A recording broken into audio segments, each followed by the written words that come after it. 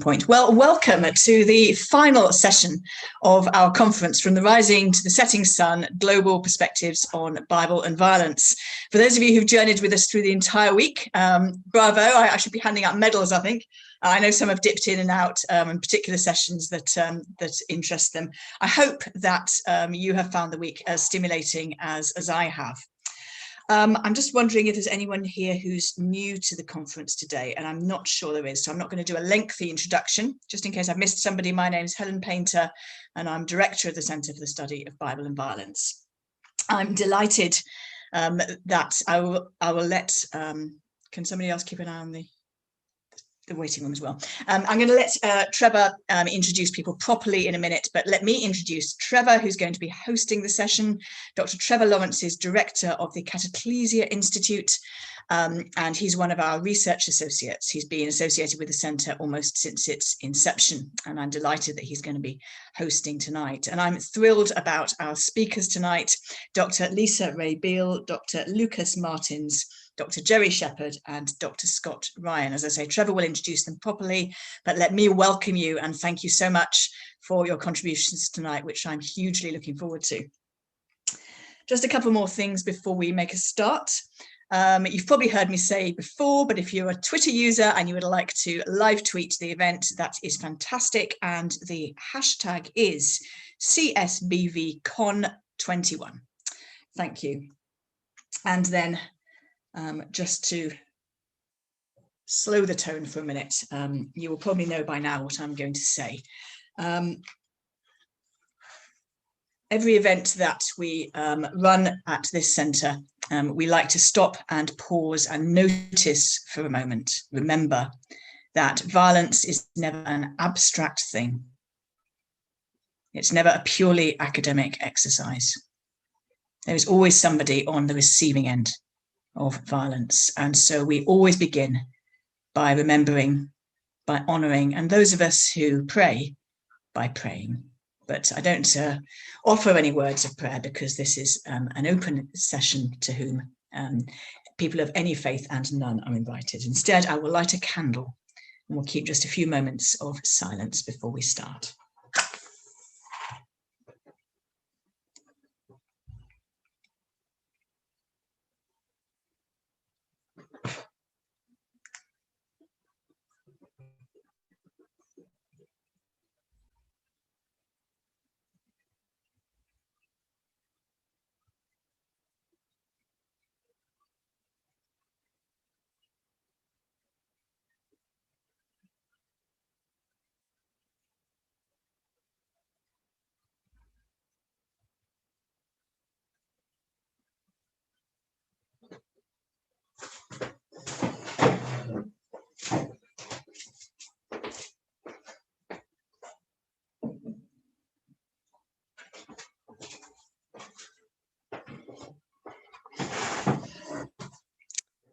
Thank you, Trevor. Over to you.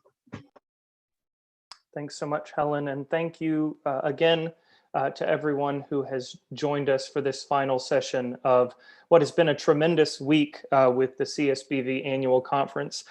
This session now is the second of two devoted to research that utilizes traditional biblical hermeneutical approaches. And what we mean by that is in the text and behind the text approaches to the violence within the Bible. As a roadmap for today, I'll let you know that we have 4 presenters.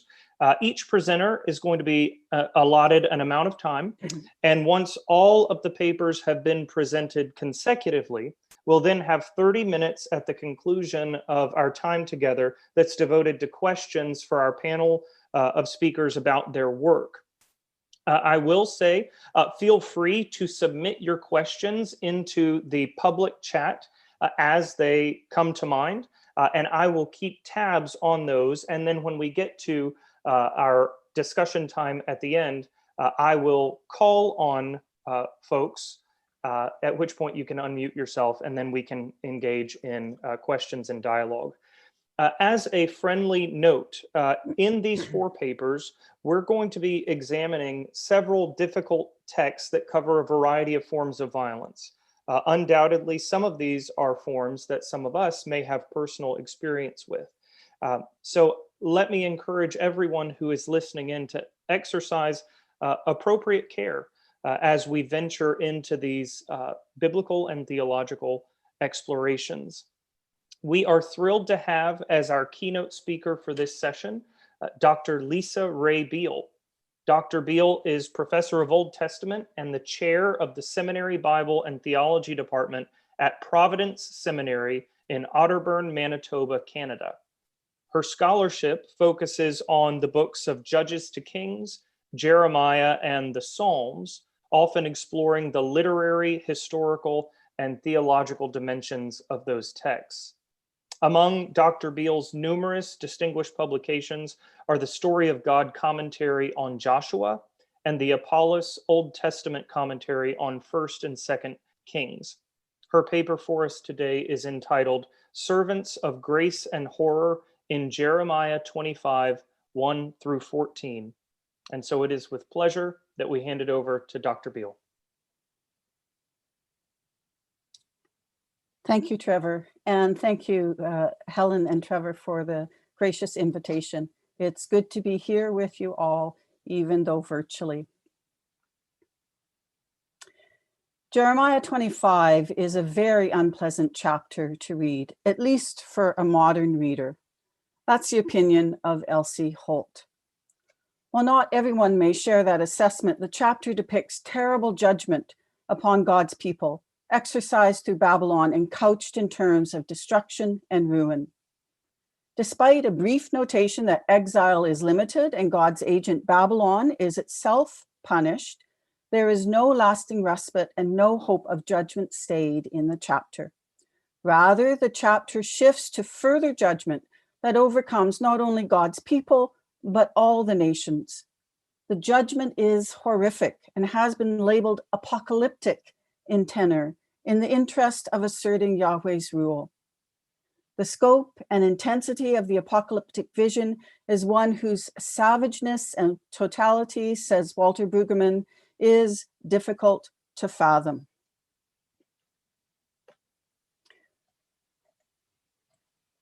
Working with the textual form found in the Masoretic tradition and focusing on verses 1 through 14, the first of the 3 chapters as shown on your screen, we find in this first section that the prophetic ministry is summarized in the first 7 verses. The destruction of this land and its inhabitants by Nebuchadnezzar and Babylon is enumerated, and Yahweh's agent of destruction is itself destroyed. Both the summary of prophetic ministry and the horrifying destruction are focalized around 2 servants. The first is Yahweh's servants, the prophets, whom I will refer to as servants of grace. Despite their faithful ministry, the people neither listen nor pay attention.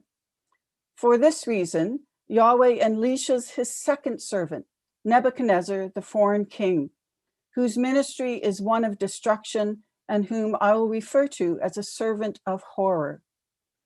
Each of these serve in this paper as entry points to the unit's message and purpose.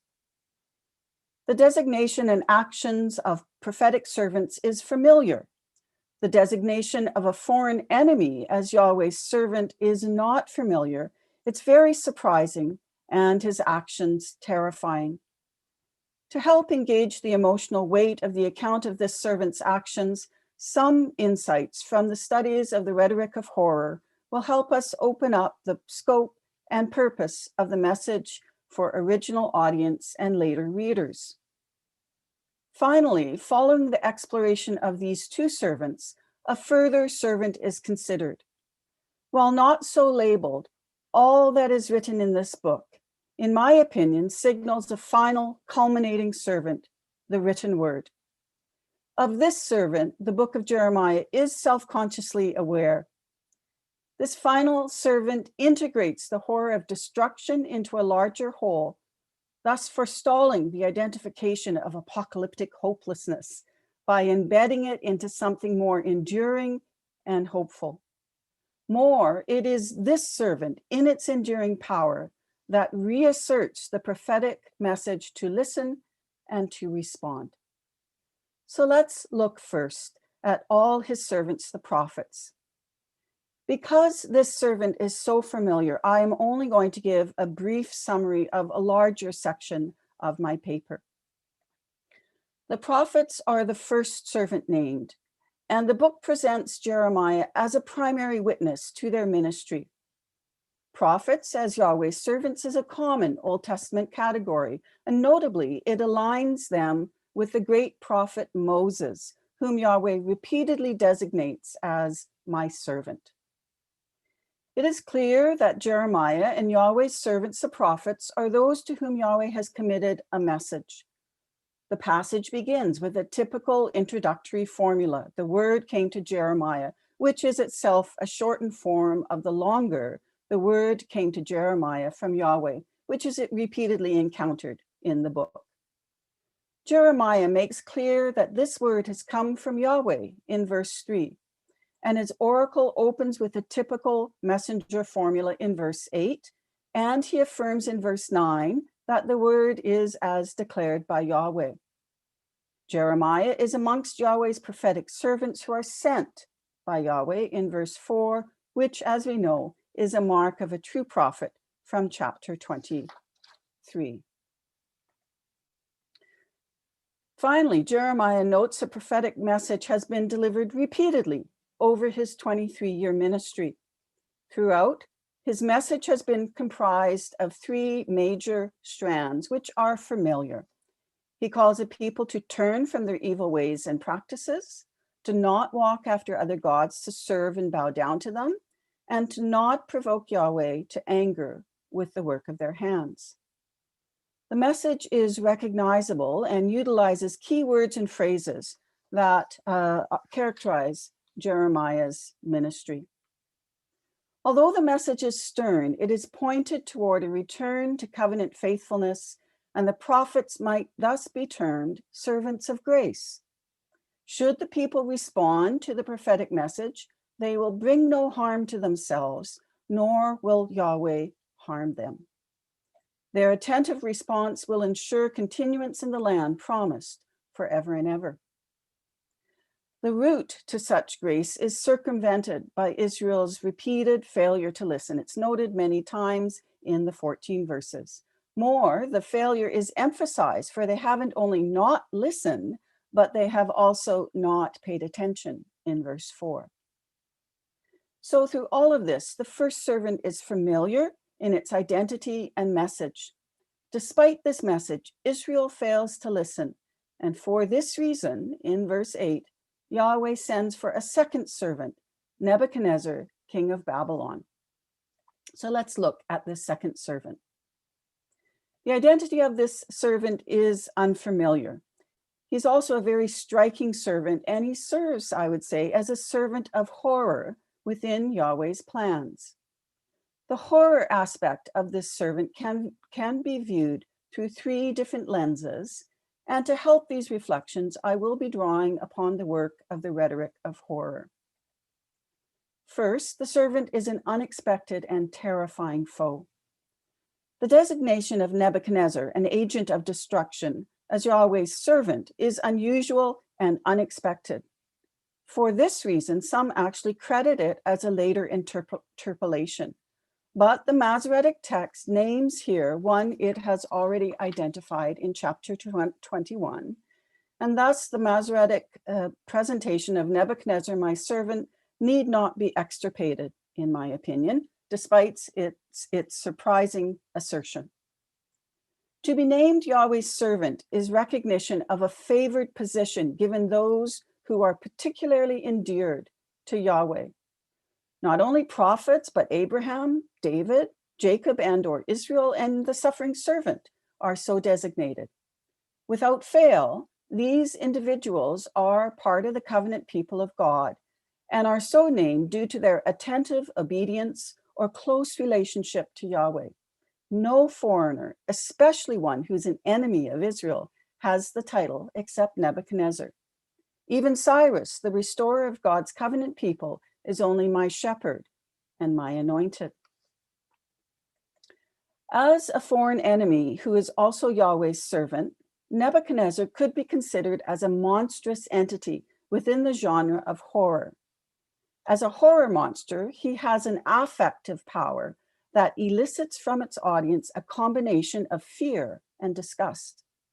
This affect responds to a creature that combines in one being two categories that should not stand together. So horror examples include the living dead, like vampires and zombies, or animal humans, like werewolves.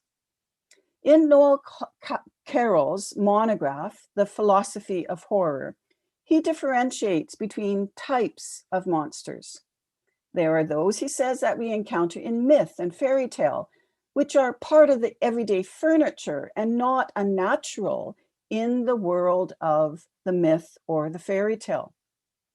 By contrast, he says, the monsters of horror, quote, breach the norms of ontological propriety, which is presumed by the positive human characters in the story.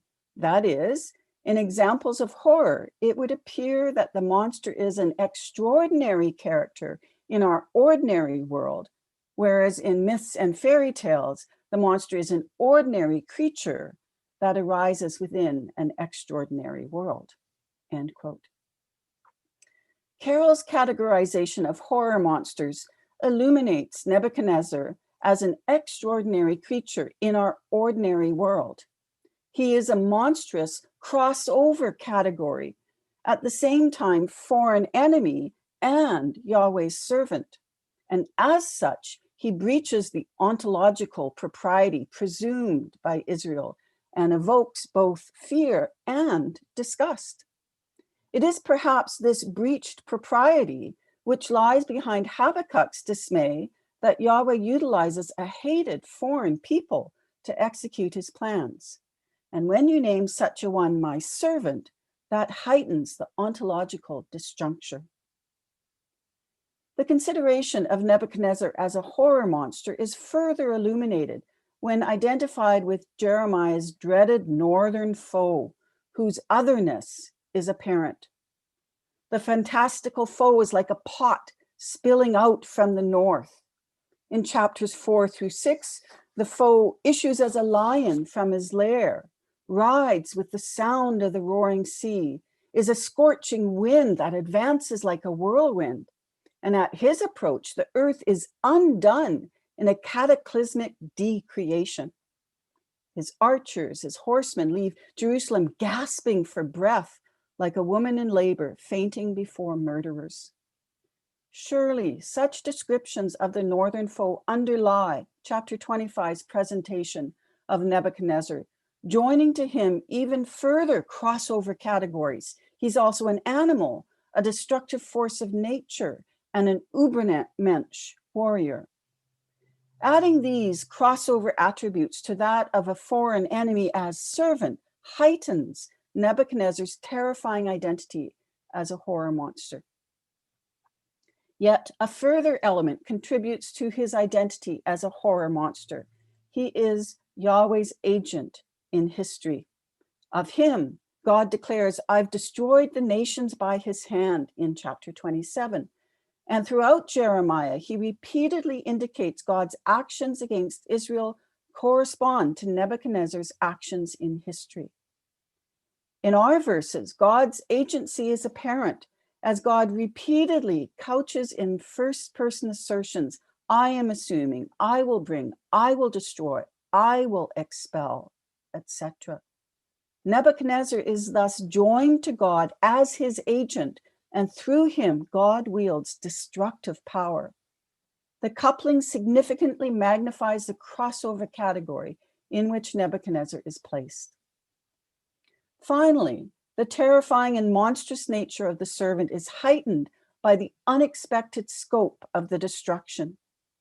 In verses 1 through 7, the focus for judgment falls only on Israel. The servant, however, is summoned against Israel and all the surrounding nations in verse 9, who together will serve the king of Babylon 70 years. The servant wields power in an unexpected scope. And in doing so, he even acts beyond the fantastical, otherworldly descriptions of the northern foe's actions, and even beyond God's own purposes. It is such excess which appears to be related to his pride, and we know that from chapter 15. But whatever its motivation, the excess is such that God must punish the king of Babylon and his nation for their guilt in verse 12. By overriding appointed boundaries to the point that divine intervention is required, he is shown as a terrifying northern servant indeed. Nebuchadnezzar is summoned as Yahweh's servant, as a terrible crossover monster that even exceeds his remit. He is someone or something described in the terminology of horror. Let's turn now to look at the servant's work. And I'm going to use here the categories of direct and indirect horror, which arise out of Amy Kalmanovsky's work in Jeremiah, entitled Terror All Around. Like Carol, she notes that horror's defining characteristic is at the affective level. In horror, audiences are drawn in, experiencing the emotions of the characters within the narrative.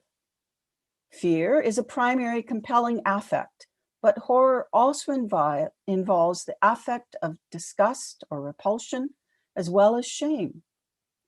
In her discussion of horror, Kalmanovsky categorizes two types, direct and indirect horror. Indirect horror, there is a monstrous aggressor, such as Yahweh's agent, Nebuchadnezzar. The actions of the aggressor produce an emotional response to an immediate and threatening entity. And these emotions include feelings like being dismayed or terrorized or shattered. In indirect horror, there is a monstrous vanquished that arouses in onlookers an emotional reaction to the destruction. Kalmanovsky traces the affect of direct and indirect horror through the study of particular verbal roots, hatat for direct and shamam, with the related nominals of shama and shamama for indirect horror. The verbal forms actually are not present in Jeremiah 25, and perhaps for this reason, she doesn't include it in her study. But the related nominals, shama and shamama, which are indicative of indirect horror, do appear. By her lexical criteria, the emotions of direct horror are not present, yet I think they are, in that there still remains the monstrous aggressor, which is requisite to direct horror. Kalmanovsky's lexical criteria more clearly affirm the presence of indirect horror, emotion expressed at the description of the monstrous vanquished. This response is that of onlookers within the textual world. But we can also consider additional onlookers. These might be those who witnessed or heard the prophetic oracle when it was delivered and who imaginatively observe the prophesied destruction. But there are also onlookers observing the textual world, that is, the readers of the compiled text. Each of these will figure in the following discussion as it turns to examine the rhetoric of horror through a clustering of terms in verses 9 through 11, which is here on the screen for you. Beside the presence of the monstrous aggressor, additional elements of horror are apparent in the passage. First, the servant is instructed by Yahweh to completely destroy in verse 9. The root, of course, is haram, which appears most frequently in Yahweh war against Israel's enemies. What is of note is that Yahweh here acts in warfare against his own people, as well as surrounding nations. For a nation whose past includes Yahweh fighting for them to redeem them out of Egypt and to fight for them through harem warfare as they go into the land, to apply this now to Israel can only be a shock. Given the inherent destruction of harem warfare, its long and terrible history in ancient Near Eastern warfare accounts, and its present application against Israel, one can imagine in those who heard the oracle and who later read the passage an affective response of fear and shame that God's own people merited such a visitation from God. Second, through the servant, Yahweh renders the land and its inhabitants a horror, shema, and an object of scorn, sharaka. The term shema is one of Kalmanowski's identifiers of indirect horror, that is the emotional response of onlookers to the vanquished plight. In this passage, onlookers are not specifically noted, but I think they can be rightfully assumed. And I say this because Jeremiah uses these two terms together in chapter 18 and in chapter 19. And in both instances, onlookers are specified as being there and seeing what's happening. They are appalled and they express emotion through physical actions like shaking their heads and scoffing. The same constellation of horror and scorn appears here, making it likely that passersby are respondents to the horror. For them, the devastated serve as terrifying and shame-inducing warnings that remind them of their own weaknesses and potential for a similar shameful fate. In the same way, this whole land is described as a ruin and again as a horror in verse 11. The descriptor recalls both the objective reality of horrific destruction and gives voice to the emotive affect of those who experience and observe the devastation. Third, the land and its inhabitants become an everlasting ruin in verse 9. Again, the phrase signals the objective reality of the destruction. You can imagine the burned temple, the destroyed walls and houses. These are the work of a monstrous aggressor. For those who initially heard Jeremiah's oracle, and for those who read it subsequently, the declaration of ruin might also evoke their response of fear, disgust, and shame over an observed destruction. Fourth and finally, the destruction entails a cessation of voices of joy and bridal festivities. Additionally, the daily round of activity, typified by the millstone and lamp, is disrupted.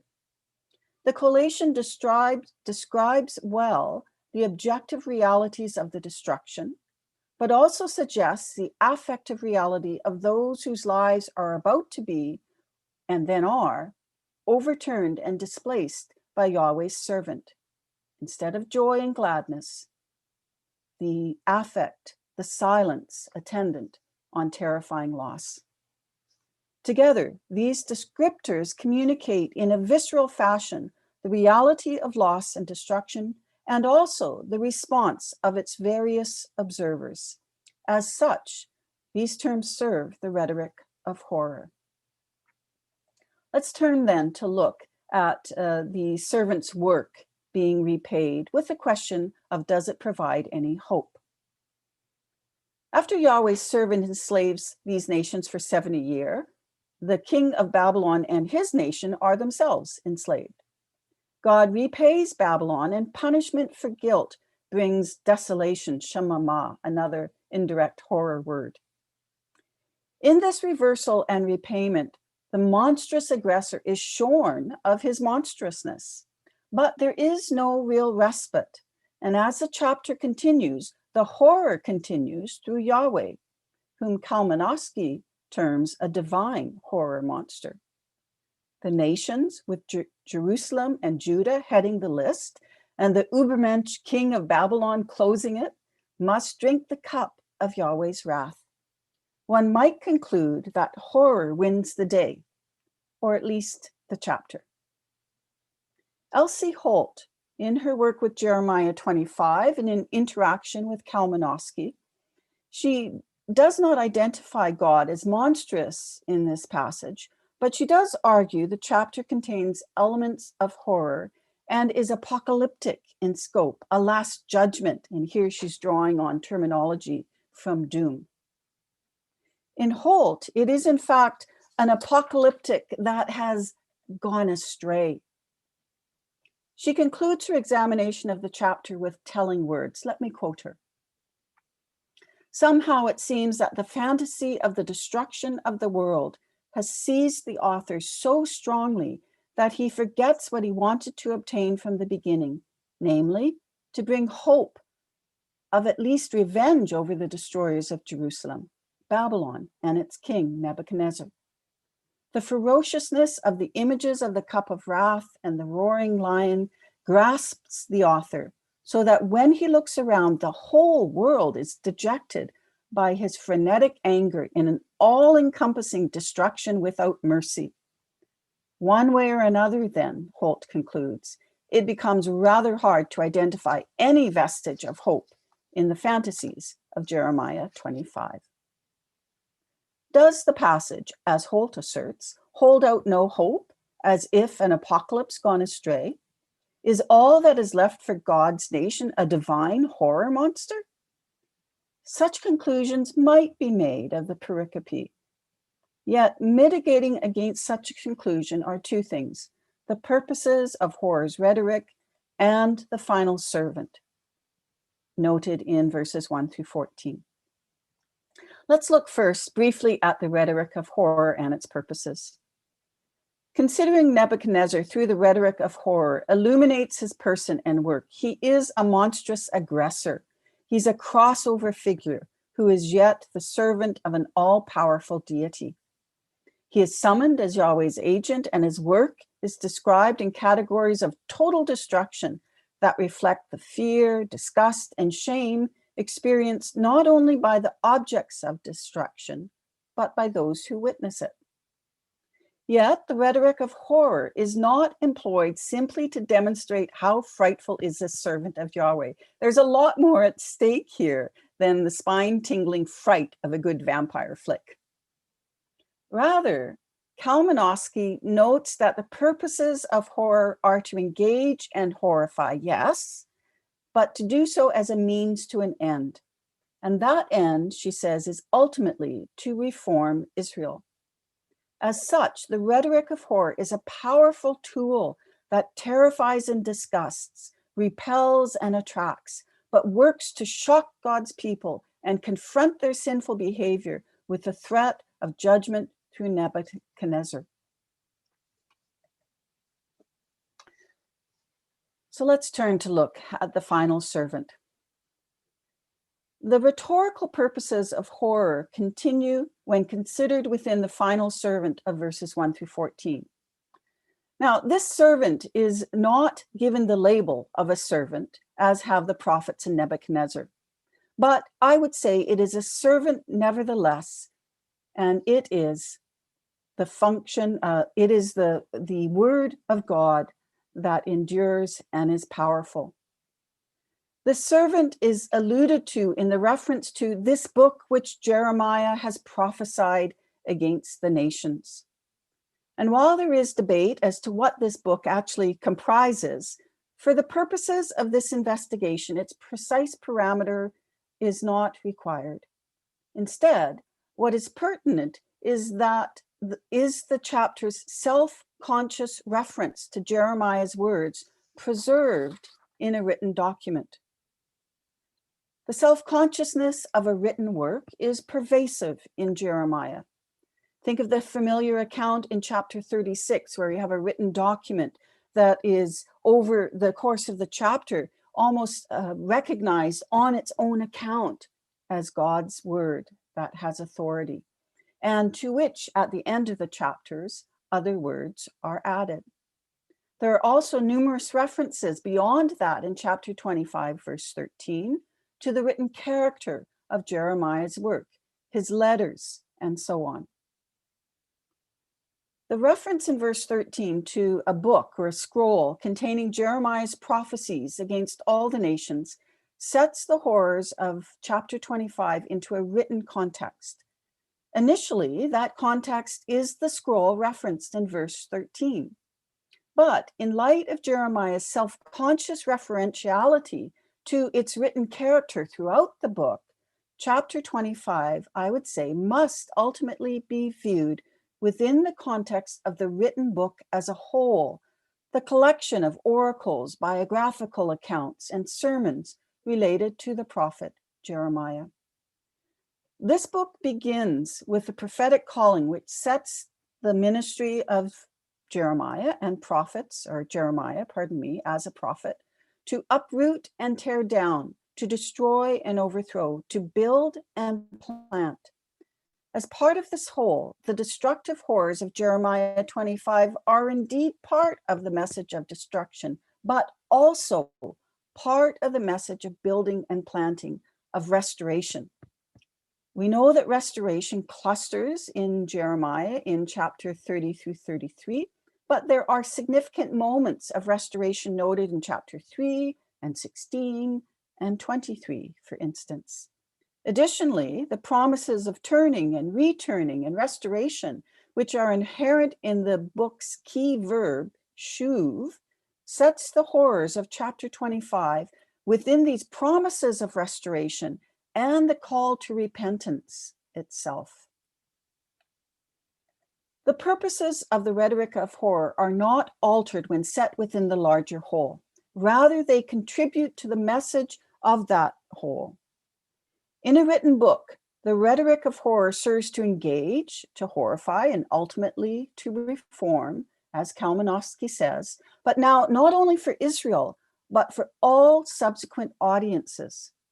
Through the rhetoric of direct horror, subsequent readers can enter into the experiential world of threatened Judah and Jerusalem. Through the rhetoric of indirect horror, they can observe and reflect upon the horror. As Kalmanowski notes, the rhetoric of horror ensures that they are not complacent readers who maintain an emotional distance from the characters. Horror demands that its audience identifies with its characters, experience their horror, yet at the same time, they must maintain enough distance to understand what is happening to them and to care for them. The rhetoric of horror, Kalmanowski concludes, helps readers maintain this balance. These affective purposes of horror remain in the book, in the written book. Jeremiah 25 inundates with horror imagery that engages its audience, drawing it in as listeners are confronted by a horrible, monstrous aggressor in the servant Nebuchadnezzar. But within the context of the whole of Jeremiah's message, preserved in a written book, there is no apocalypse gone astray, no horror monster that seeks only to terrify and destroy. In the canonical context of destruction and restoration, the rhetoric of horror does not have the final say. As part of a whole message, it now serves Yahweh, as did the prophets, his servants, who called Israel to listen, to turn, to serve God alone, and to remain in his promises. The passage's rhetoric of horror now serves the word, the written word, God's enduring servant, as it seeks those who will attend and turn and serve Yahweh alone. Thank you.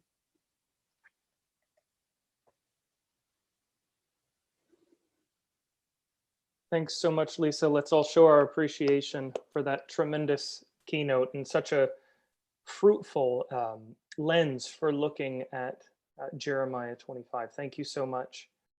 Remember that as questions arise, feel free to put those in the public chat. I'll be keeping an eye on those so that when we come to our discussion time at the end, I'll be able to call on you and you won't have to simply remember all of the wonderful insights and questions that were raised by each presentation. Up next, we have Dr. Lucas Iglesias Martins. Lucas is Assistant Professor of Hebrew and Hebrew Bible at the Adventist University of Sao Paulo. And his paper today is entitled The Violent Rhetoric of Prophetic Satire. Lucas, the floor is yours. Thank you. Just 1 second, I'll share my screen.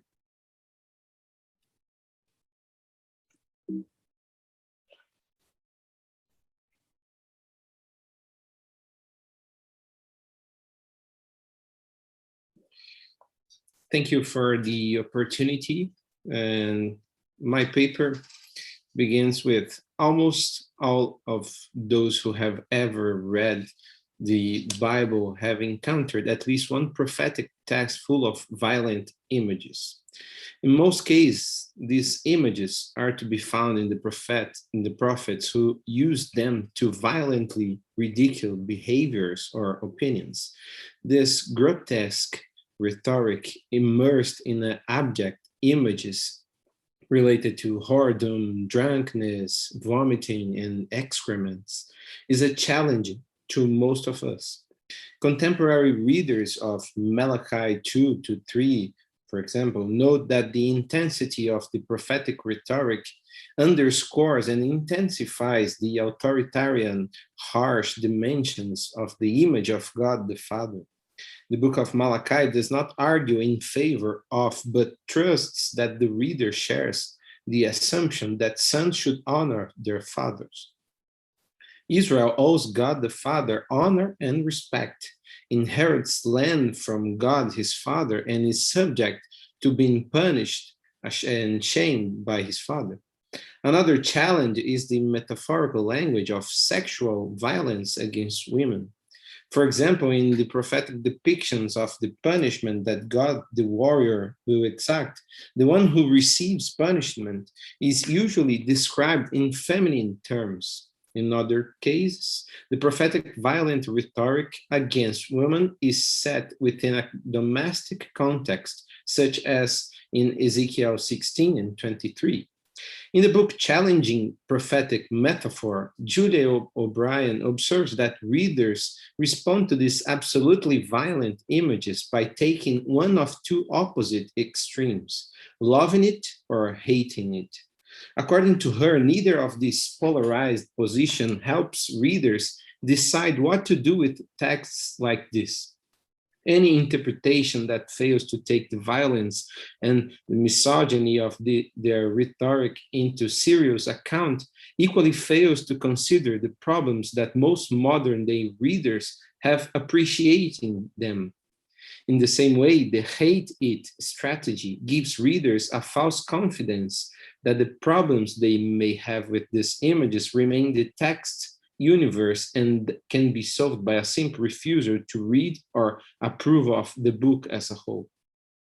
This either-or strategy does not solve one dilemma, though. Readers might either appreciate or critique biblical texts, but not to do both. So as part of the traditional hermeneutical approaches session, I propose that recognizing the satirical tone of these images helps us both appreciate and critique them. I've chosen to narrow the scope of my inquiry to the violent images of Ezekiel 16 and 23, and my argument will proceed in two stages. First, I will briefly examine the nomenclature extended metaphors used to describe these metaphors, and second, I will seek to examine how these extended metaphors of Ezekiel are developed throughout the text. This referred development of the metaphors will be observed through, first, the assumption of the addressee's point of view, and second, the presence of an intensified reversal. So, the extended satirical metaphor. The detailed metaphorical descriptions in Ezekiel 16 and 23 are somewhat extensive. According to Wayne Booth, good weapon metaphors are concise. Metaphors are usually known for their brevity. One says more with less. The more you convey in a given number of words, the better. When a metaphor is more extensive, it risks having the reader forget what is being talked about. Dwelling on this definition of metaphor, McKeating writes, Ezekiel, by his complexity, loses directness and blunts the cutting edge of his imagery.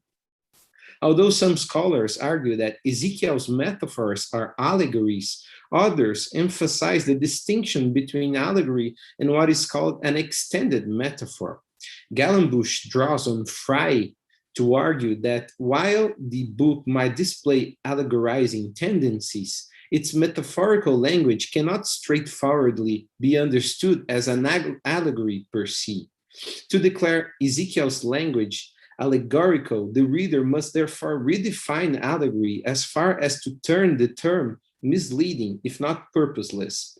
Consequently, this discussion is useful both for the rejection of a notoriously deceptive term and for arguing that Ezekiel's distinctive language is metaphorical. The language Ezekiel uses to confront us is not as neat or accessible as we might expect from a full-blown allegory. Instead, as Gallenbusch observes, Ezekiel's extended metaphors have the complexity and indeterminacy generally understood to characterize metaphor. Allegories seems to surface in critical atmospheres when, for political or metaphysical reasons, there is something that cannot be said. Hence, the allegory is one way to recast ideas, events, premises, and a way that enables writers to make a point which would not be possible to be made directly given a political or social environment. But the sexual metaphors of Ezekiel do not seem just to scratch polemical atmospheres.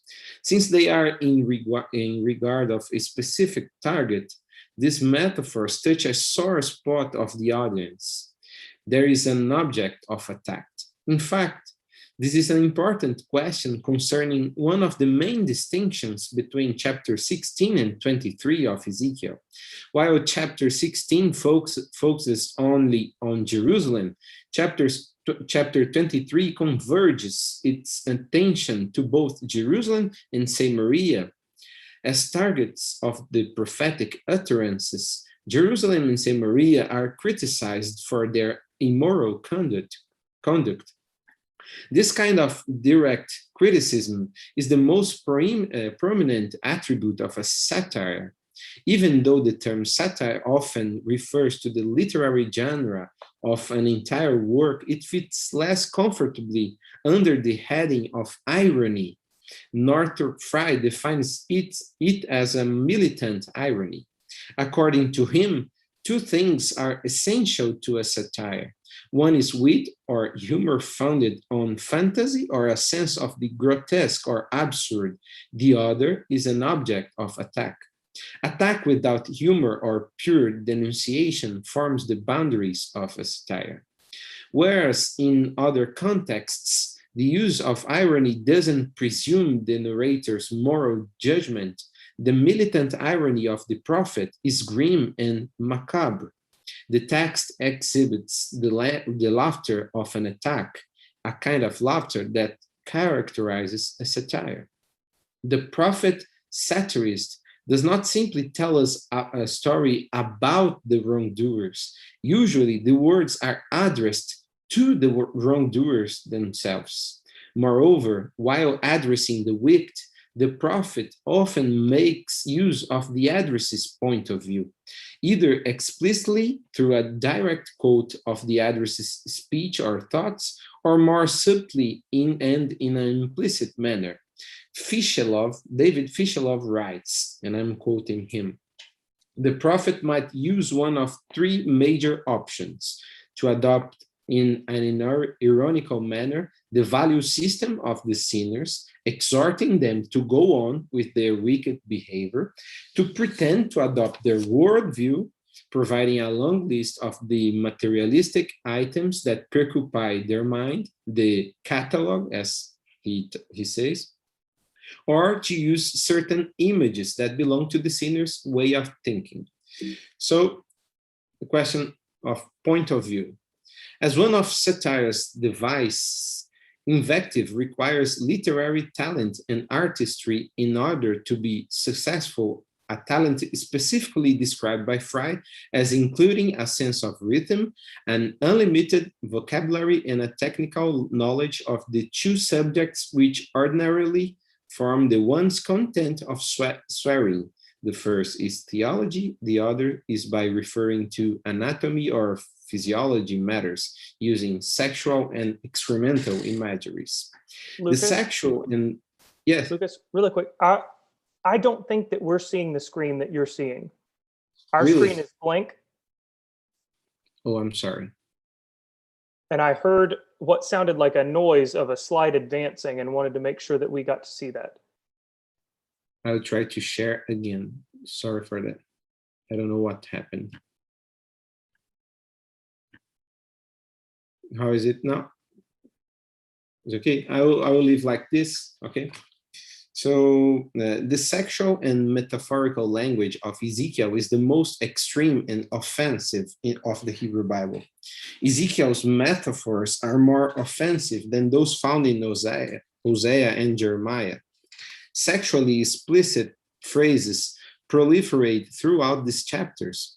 In Ezekiel 16, verses 25 and 26, for example, we hear God accusing Jerusalem of whoring in details such as, you spread your legs for every passerby and multiplied your whorings, and you played the whore with the Egyptians, your big-membered neighbors. Furthermore, Ezekiel 23, verses 20 and 21 says, and she was hot for their consorts, whose flesh was the flesh of donkeys and whose members were like the members of stallions. Strong reactions to these images can be observed within the realm of biblical scholars. According to Van Dyck Hammer, Ezekiel 16 and 23 should be exposed as pornography. Dar insists that Ralph Klein is simply incorrect when, in his recent book, he remarks that Ezekiel's indictment proves almost to be vulgar. It is vulgar.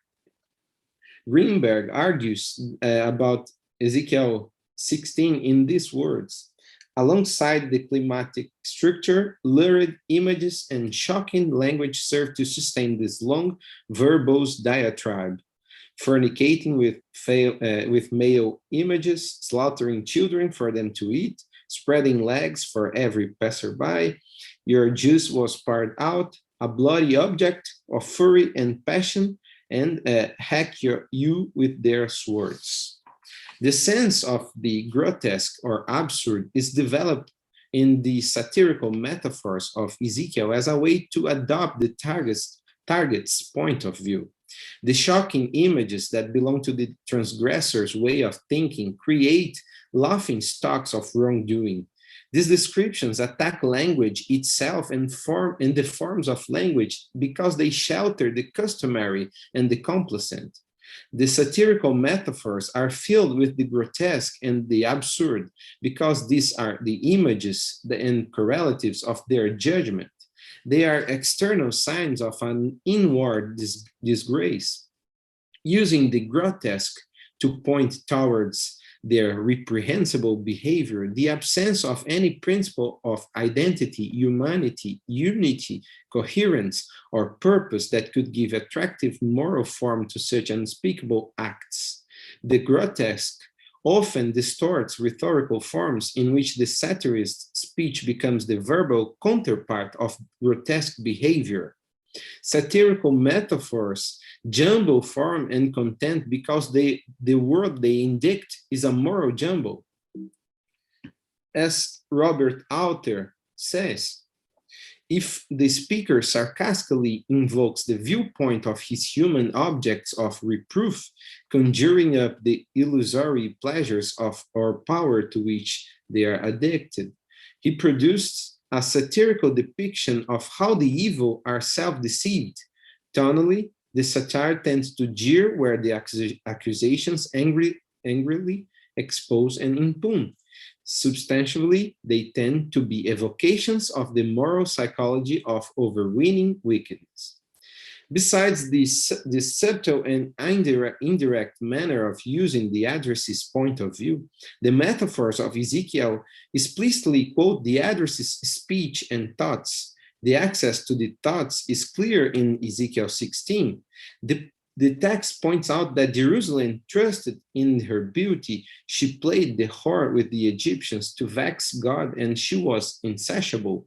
The same phenomenon occurs in Ezekiel 23. As read above, Ezekiel 23 describes the reasons why Oholibah is hot for her consorts. Finally, both chapters describe that they acted in this manner because they forgot God. And explicit inner information about the targets of the accusations. On the semantic level, the prophet organizes a satirical attack according to a narrative principle consisted in an intensified reversal.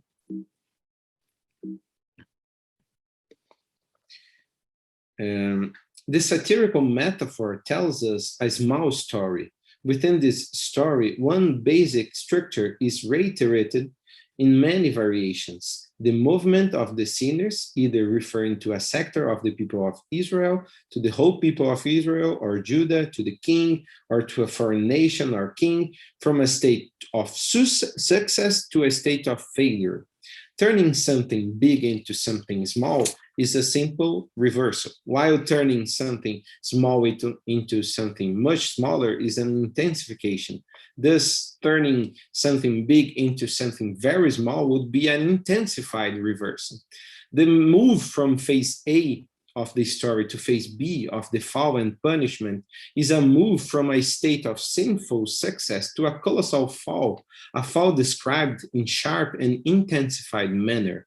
The narrative principle of intensified reversal can be expressed in many ways. Sometimes a large textual segment will be dedicated to the description of the success, or there may be a dynamic movement between the pole of success and that of failure.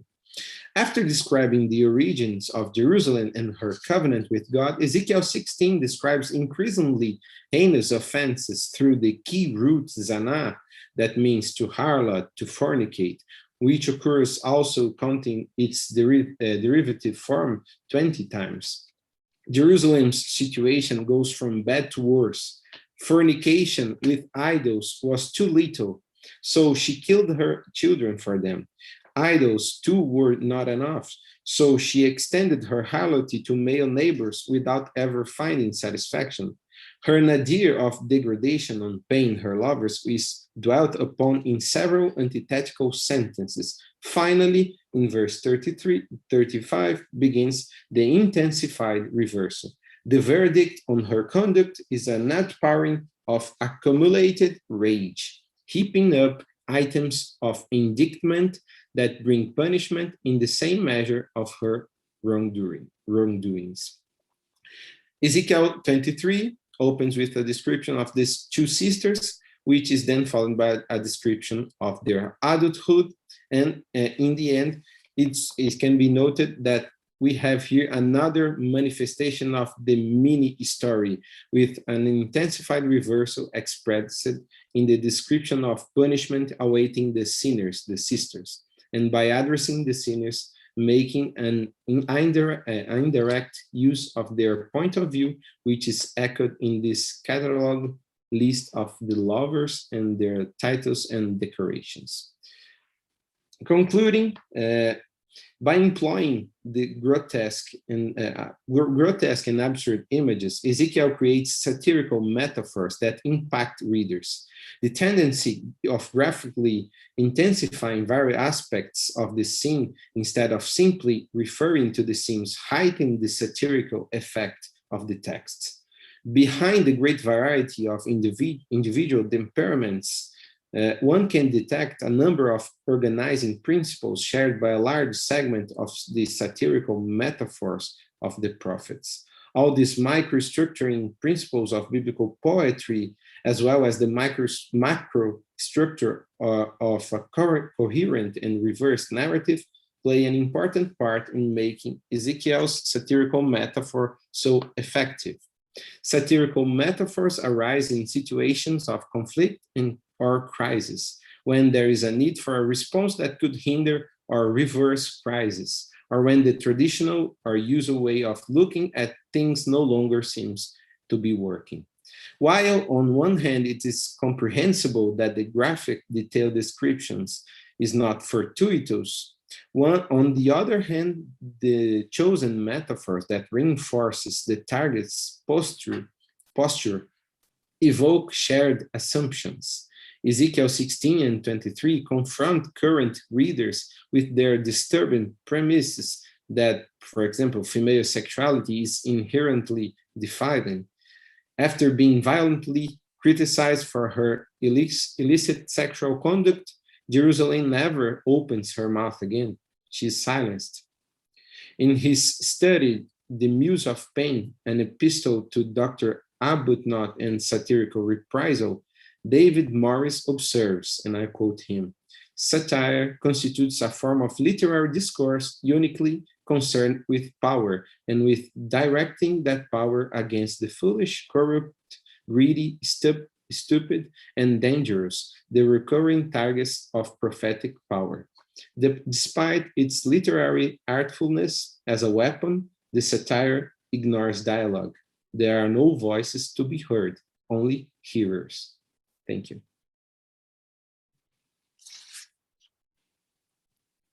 Thank you so much, Lucas. I trust that with a paper taking up Ezekiel 16 and 23, we will have no shortage of discussion ensuing in the final portion of our time together. But thank you again for bringing that hermeneutical lens to those texts. Our next paper comes from Dr. Jerry Shepard. Dr. Shepard is Associate Professor of Old Testament at Taylor Seminary, and his paper is entitled The Message of the Prophets, Peace Through Violence. I hope you heard the question mark.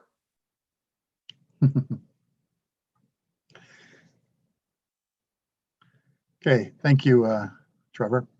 I am thankful for the opportunity to present a paper at this important conference. It's good to meet in person, at least virtually. Helen Paynter, with whom I have been involved in various Facebook conversations. It's good to see Lissa Wray Beal, who is actually one of my former students and of whom I'm extremely proud, and a student who has far outstripped the teacher. And it is wonderful to be involved in this conference and to have heard so many excellent papers from both established and emerging scholars. And I'm very honored to be able to add my contribution to the discussion. Now, my topic is the message of the prophets, peace through violence, as Trevor emphasized with the question mark. And here are the four things I hope to do in the time allotted. First, I want to say a word about the whole idea of violence in the Bible. Then, second and third, I want to look at two texts in the book of Isaiah in chapters 9 and 11. And then, number four, and frankly, I don't think I have a snowball's chance in Hades of getting there, but then to mention a few implications for our understanding of other peace texts in the Old Testament, as well as implications for our understanding of the New Testament. So hopefully we maybe cover some of those in the questions. So on to the first point.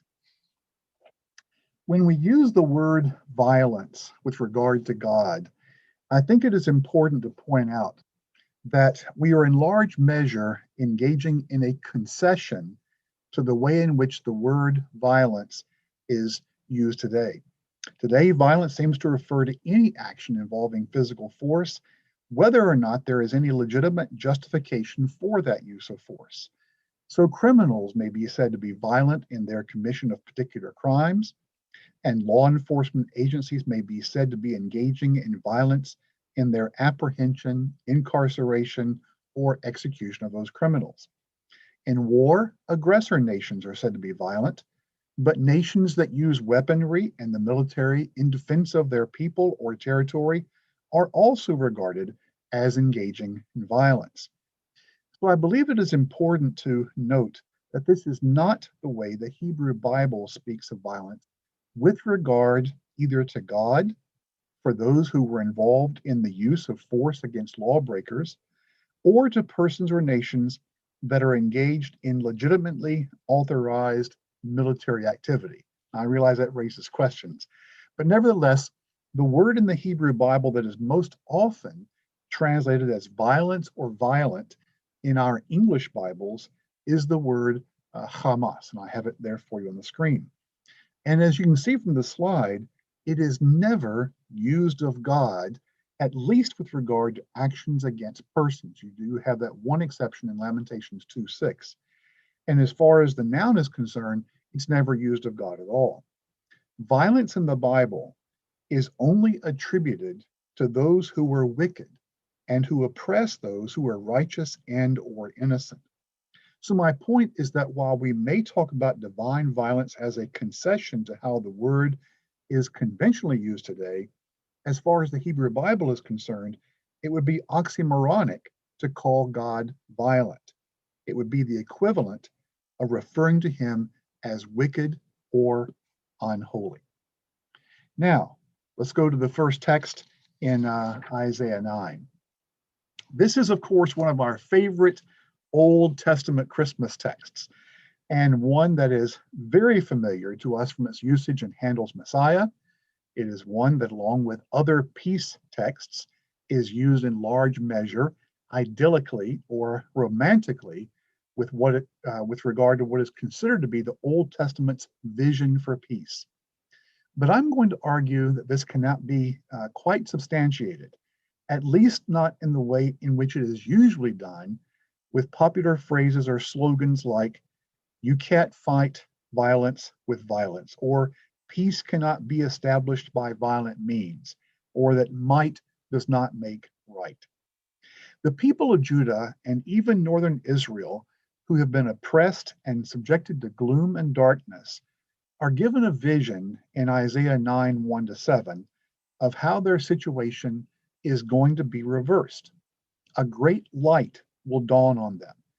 They will be given cause for great rejoicing. There will be a wonderful time of peace that will come on them. But that peace will come on account of how their God will, by means of violence, bring about their deliverance. Now, there is already a hint of this in verse 3, when we are told that the people will rejoice as warriors rejoice when dividing the plunder. Now, of course, this is put in analogical terms.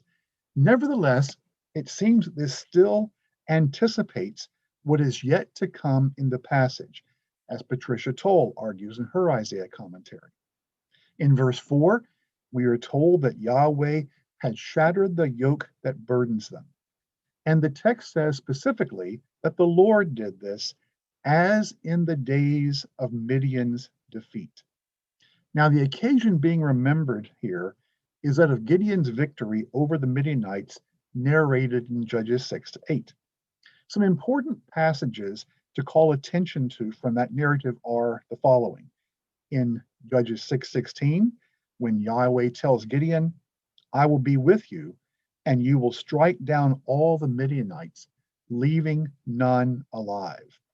And then in 7:25, they also captured two of the Midianite leaders, Oreb and Zeb, and they killed Oreb and Zeb or Zeev at the winepress of Zeb.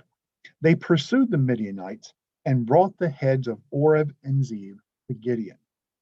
And then in 8:10, we read that 120,000 swordsmen of the Midianites had fallen.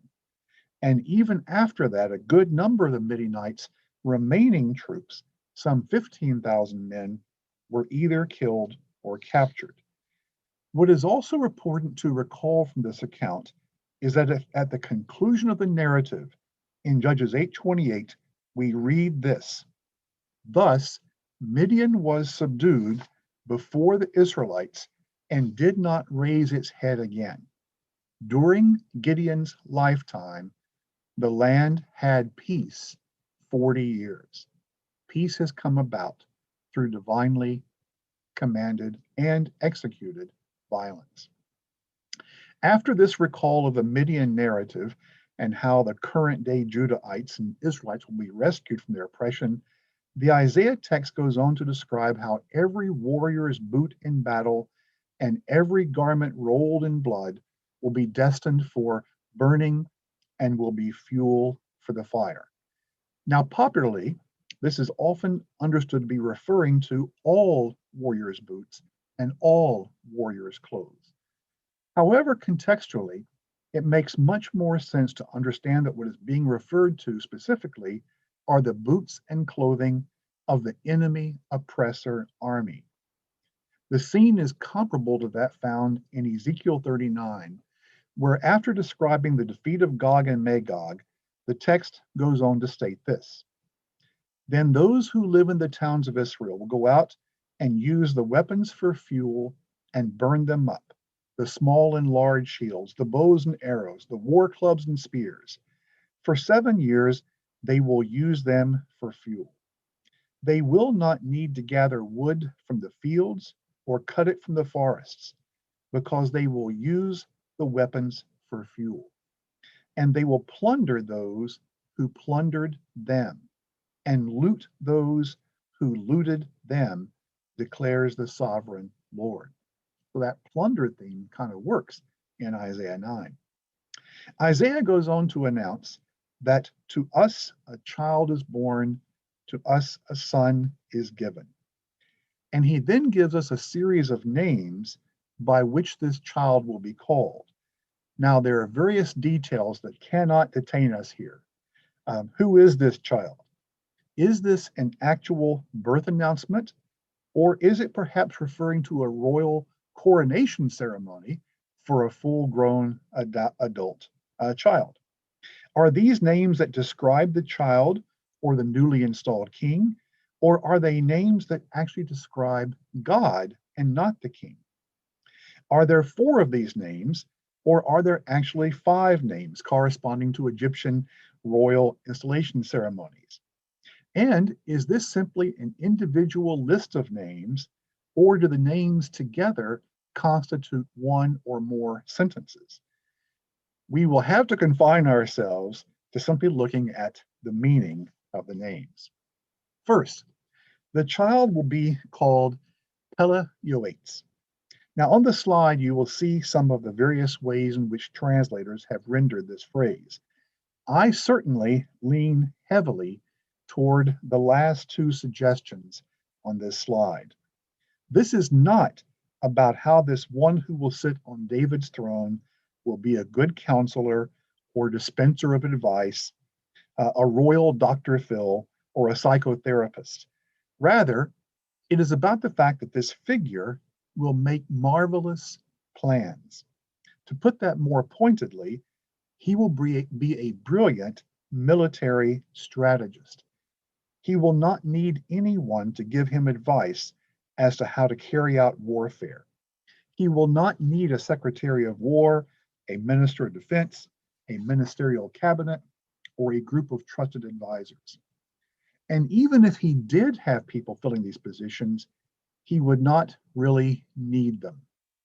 The story is told that during the American Civil War, President Lincoln had a meeting with his cabinet during which he proposed a certain military action which he wanted his army to initiate. He then went around the room to get his cabinet secretary's opinions. Every one of them registered their opposition to the president's proposal.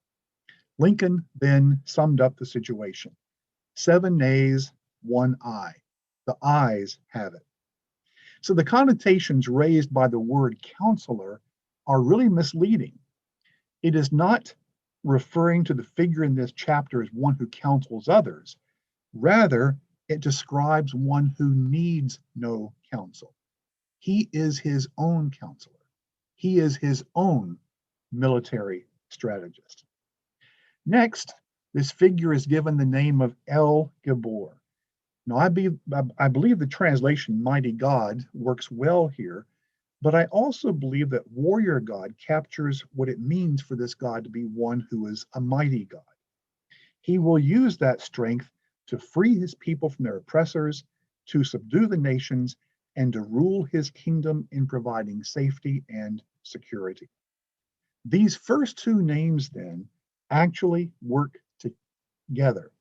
The king who will sit on David's throne, or the deity whom this king represents, is not only a brilliant military strategist, but he also has the power and the might to carry out those strategies. Now, just to complete the name survey, note very quickly that the 3rd name, Aviad, is usually translated as something like everlasting father. And this is probably almost certainly correct, although there have been quite a number of scholars who have proposed the meaning father of plunder, referring to the king or god as someone who receives the plunder and then perhaps also distributes it to his people. And then, just to make sure that you know that I do believe in peace, I'll put on this other last slide as well, Sar Shalom. Either this figure on the throne or God himself is Prince of Peace. But seriously, this text is indeed pointing to a time of great peace, a peace that will never end. But it is not saying that the peace comes about by peaceful means.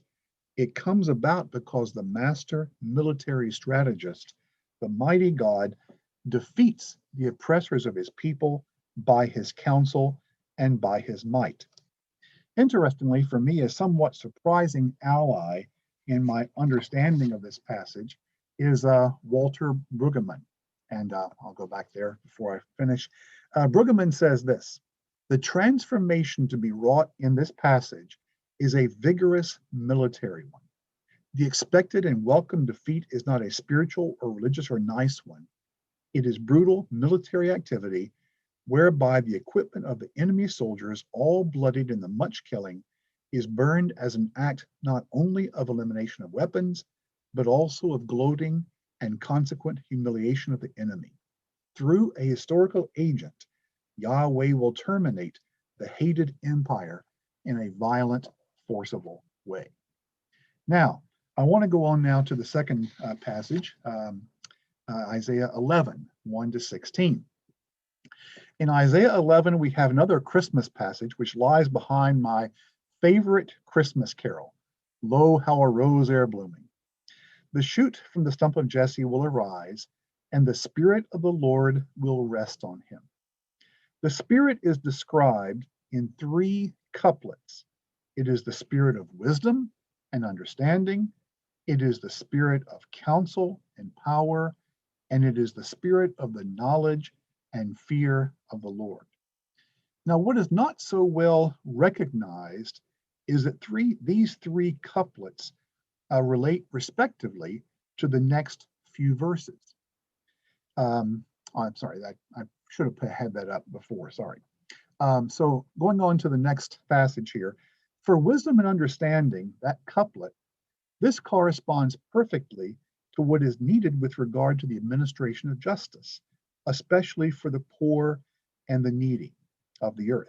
He will not judge these cases based merely on appearances and hearsay, but he will do so with perfect wisdom and perfect discernment.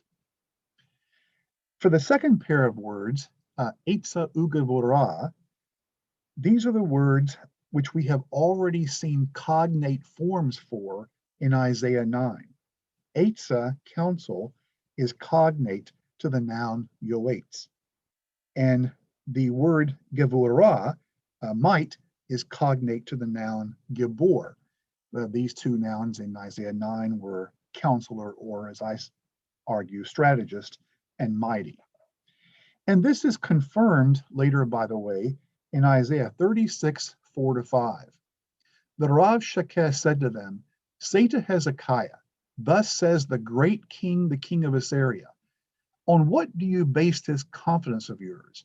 Do you think that mere words are strategy, Eitza, and power, Gevurah, for war? So this pair of words in Isaiah works together to describe one who has the strategy and the might to carry out military activity. And so sure enough, the next passage there is, he will strike the earth with the rod of his mouth, with the breath of his lips, he will slay the wicked. Righteousness will be his belt, and faithfulness the sash around his waist. So even as wisdom and understanding control the previous part of this passage, now counsel and power override or sort of govern this passage here in 11:4b-5. And then finally, the knowledge and the fear of the Lord, that spirit of knowledge and fear culminates in what happens in the next passage, where the earth will be filled with the knowledge of the Lord as the waters cover the sea. Now, it is this spirit of strategy and might which endows the shoot from the stump of Jesse to carry out warfare against his enemies, to strike them with the rod of his mouth and the breath of his lips. This reference to the rod of his mouth and the breath of his lips should not be spiritualized into something benign, or as even some have tried to do, into the preaching of the gospel. These are words of divine decree that will accomplish their goal. Just like we have in Jeremiah 23:29. Is not my word like fire, declares the Lord, and like a hammer that breaks a rock in pieces? The third pair of words then, knowledge and fear of the Lord, are tied to the last line of the section, verses 6 to 9, with regard to the whole earth being filled with the knowledge of the Lord. Now, what we have not done yet is read that famous description of the peaceable kingdom in verses 6 to 9. The wolf will live with the lamb, the leopard will lie down with the goat, the calf and the lion and the yearling together, and a little child will lead them. The cow will feed with the bear, the young will lie down together, and the lion will eat straw like the ox. The infant will play near the cobra's den. The young child will put his hand into the viper's nest. They will neither harm nor destroy on all my holy mountain. This will indeed be a peaceable kingdom, but the text indicates that it does not come about by peaceable means. It comes about because the shoot from the stump of Jesse is inhabited by the Spirit of the Lord, a spirit of counsel and power, extraordinary military strategy and might, which enables him to deliver his people from oppression. And notice what happens militarily in the entire passage. He strikes the earth with the rod of his mouth. He slays the wicked with the breath of his lips. He is girded for war with his belt and sash. He will reclaim his people from the ends of the earth. Judah and Israel will again be one. They will swoop down on Philistia. They will plunder their former oppressors to the east. They will subdue Edom and Moab and Ammon. Their enemies will be destroyed. So interestingly, I think Brevard Childs sums my passage up very well. He says, for the prophet Isaiah, the coming, and not the fulfillment, but the coming of the Messianic age is not construed as one of heavenly sweetness and light. Rather, the attributes of counsel and might in governing are exercised in forcefully constraining the wicked and adroitly discerning both the good and the evil of human society. Now, I am also a good prophet, and I correctly prophesied that I would not get to my last point, and this is correct. So maybe we can cover that in the question period. Thank you so much, Dr. Shepard, for that illuminating treatment of those two chapters in Isaiah. Yes, I'm confident that we'll have some questions about the implications looking even forward in the canon for the work that you've proposed here. Our final paper for this session comes from Dr. Scott Ryan. Dr. Ryan is Assistant Professor of Religion and Biblical Studies at Claflin University, and his paper today is entitled "The Violence of the God of Peace and the Peace of a Violent Humanity, Reading Divine and Human Violence in Paul's Letter to the Romans." Scott, the floor is yours. Thanks very much, Dr. Laurence.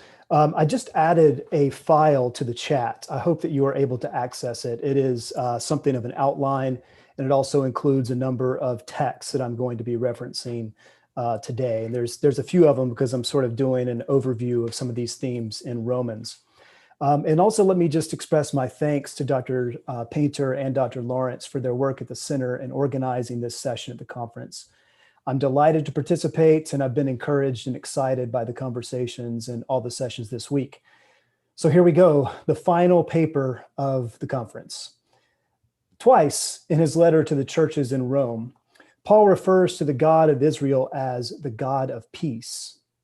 The first reference comes in Romans 15:33, as Paul describes his plan to visit Rome and then to go on to Spain. He asked the letter recipients to strive with him in prayer that he may be delivered from the unbelievers in Judea. And he offers a wish prayer that, quote, "The God of peace be with you all. Amen." The second reference is much more controversial. As Paul warns his hearers against those who create dissensions and difficulties in Romans chapter 16, verses 17 through 20, he states, "The God of peace will quickly crush Satan under your feet." Now, to be sure, the juxtaposition of the title, "The God of Peace" in 16:20, with a violent verb of crushing, suntribo, is rather jarring. What is more, the creative phrasing that Paul employs here indicates that humans will actually participate in this eschatological destruction. Satan will be crushed under your feet, he says. Some scholars see in that small block of text in verses 17 through 20 of chapter 16, as an intrusion into the flow of thoughts, perhaps added by a later editor.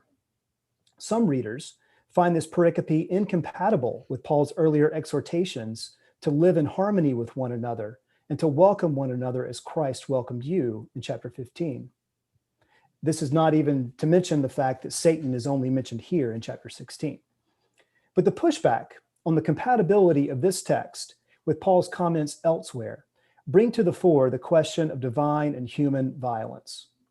This evening, I want to look at some key texts in Romans that display Paul's use of violent imagery in relation to humans and juxtapose that imagery with his use of conflict language in relation to God. Emerging from this study will be the characterization of a violent humanity delivered by the God of peace in the person of Jesus Christ, a deliverance that enables humans to embody harmony and peaceful relations within their communities. So let me embark on our study by highlighting some instances in which Paul frames humans using violent language. Those of us here who teach know the struggles of beginning students as they learn how to craft and frame cogent arguments on the page. Many of us, I assume, can testify to the broad universal statements some students like to use in the introduction of their essays. And if we're honest, all of us have been there at some point in our academic journey. But they go something like this, my undergraduate students. They say something like, "Since the beginning of time, humans everywhere have inflicted violence on one another." Now, I often warn students about these vague statements at the beginning of essays. But honestly, if that statement showed up in an essay on Romans, I might just let it slide. The first century follower of the risen Jesus, known to us as Paul, might agree as well. After all, Paul's own story involves perpetrating physical violence against early Jesus followers before, so the story goes, God revealed Jesus to him and he joined the fledgling movement. Paul is keen from early on in Romans to emphasize the sinfulness of all humanity. In Romans 1:18, Paul indicates the wrath of God is apocalypsed or revealed from heaven against all ungodliness and wickedness of humans. Because humans refuse to honor or give thanks to God, God responds by handing them over to impurity, to dishonorable passions, and to a debased mind. As Paul brings his point in chapter 1 to a climax, he offers a lengthy vice list in verses 28 through 32. Much of that passage is on the handout. And the vice list includes something of 21 entries, perhaps as an attempt to make sure that Paul does not leave out any aspect of the pervasive wickedness he sees in humanity. He indicates that people have been filled with all manner of evil, a term that, according to Delling, implies a person is completely controlled and stamped by the powers which fill him or her. Included in this list are several terms that can be categorized as violent. Humans, Paul claims, are full of covetousness, pleonexia, an insatiable desire, a grasping for power by taking advantage of others. They are filled up with malice or ill will toward one another. They are filled with murder. They are filled with strife. The term hubristes in verse 30, which is often translated as insolent, Robert Jewett translates as bullies. The term connotes wantonness or violence, he states. And the use of the term in the Greek tradition points to, quote, a deliberate assault on the honor of others. Paul goes further. Humans, he says, are haters of God. They even contrive or invent forms of evil. He also calls them merciless, a term that appears elsewhere in association with the slaughter of human beings, and likely stands in contrast to the mercy of God shown to humans later in the letter. Scholars have noted that Paul's critique of human iniquity in this portion of the text in chapter 1 reflects similar terminology and a pattern of argument to Wisdom of Solomon's judgment against Gentile sinfulness and idolatry in Wisdom chapters 13 through 16.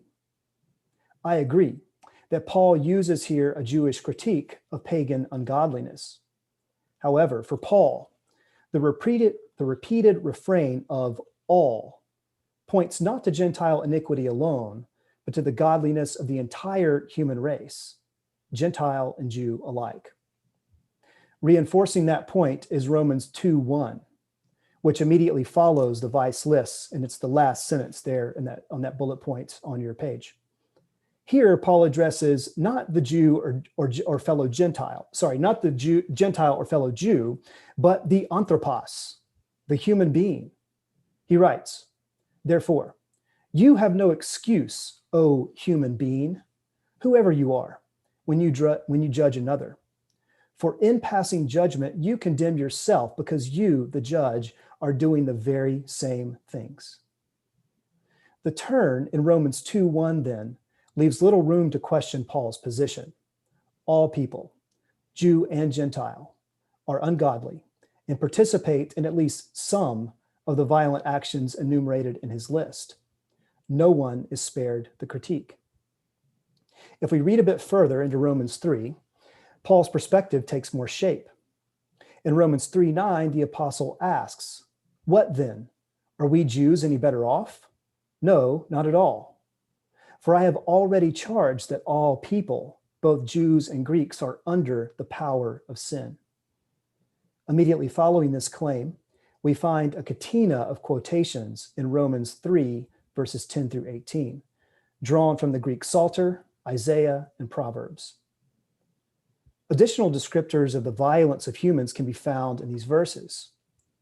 The introductory formula to the catena, as it is written at the beginning of verse 10, indicates that Paul marshals these texts as proof of his previous claim.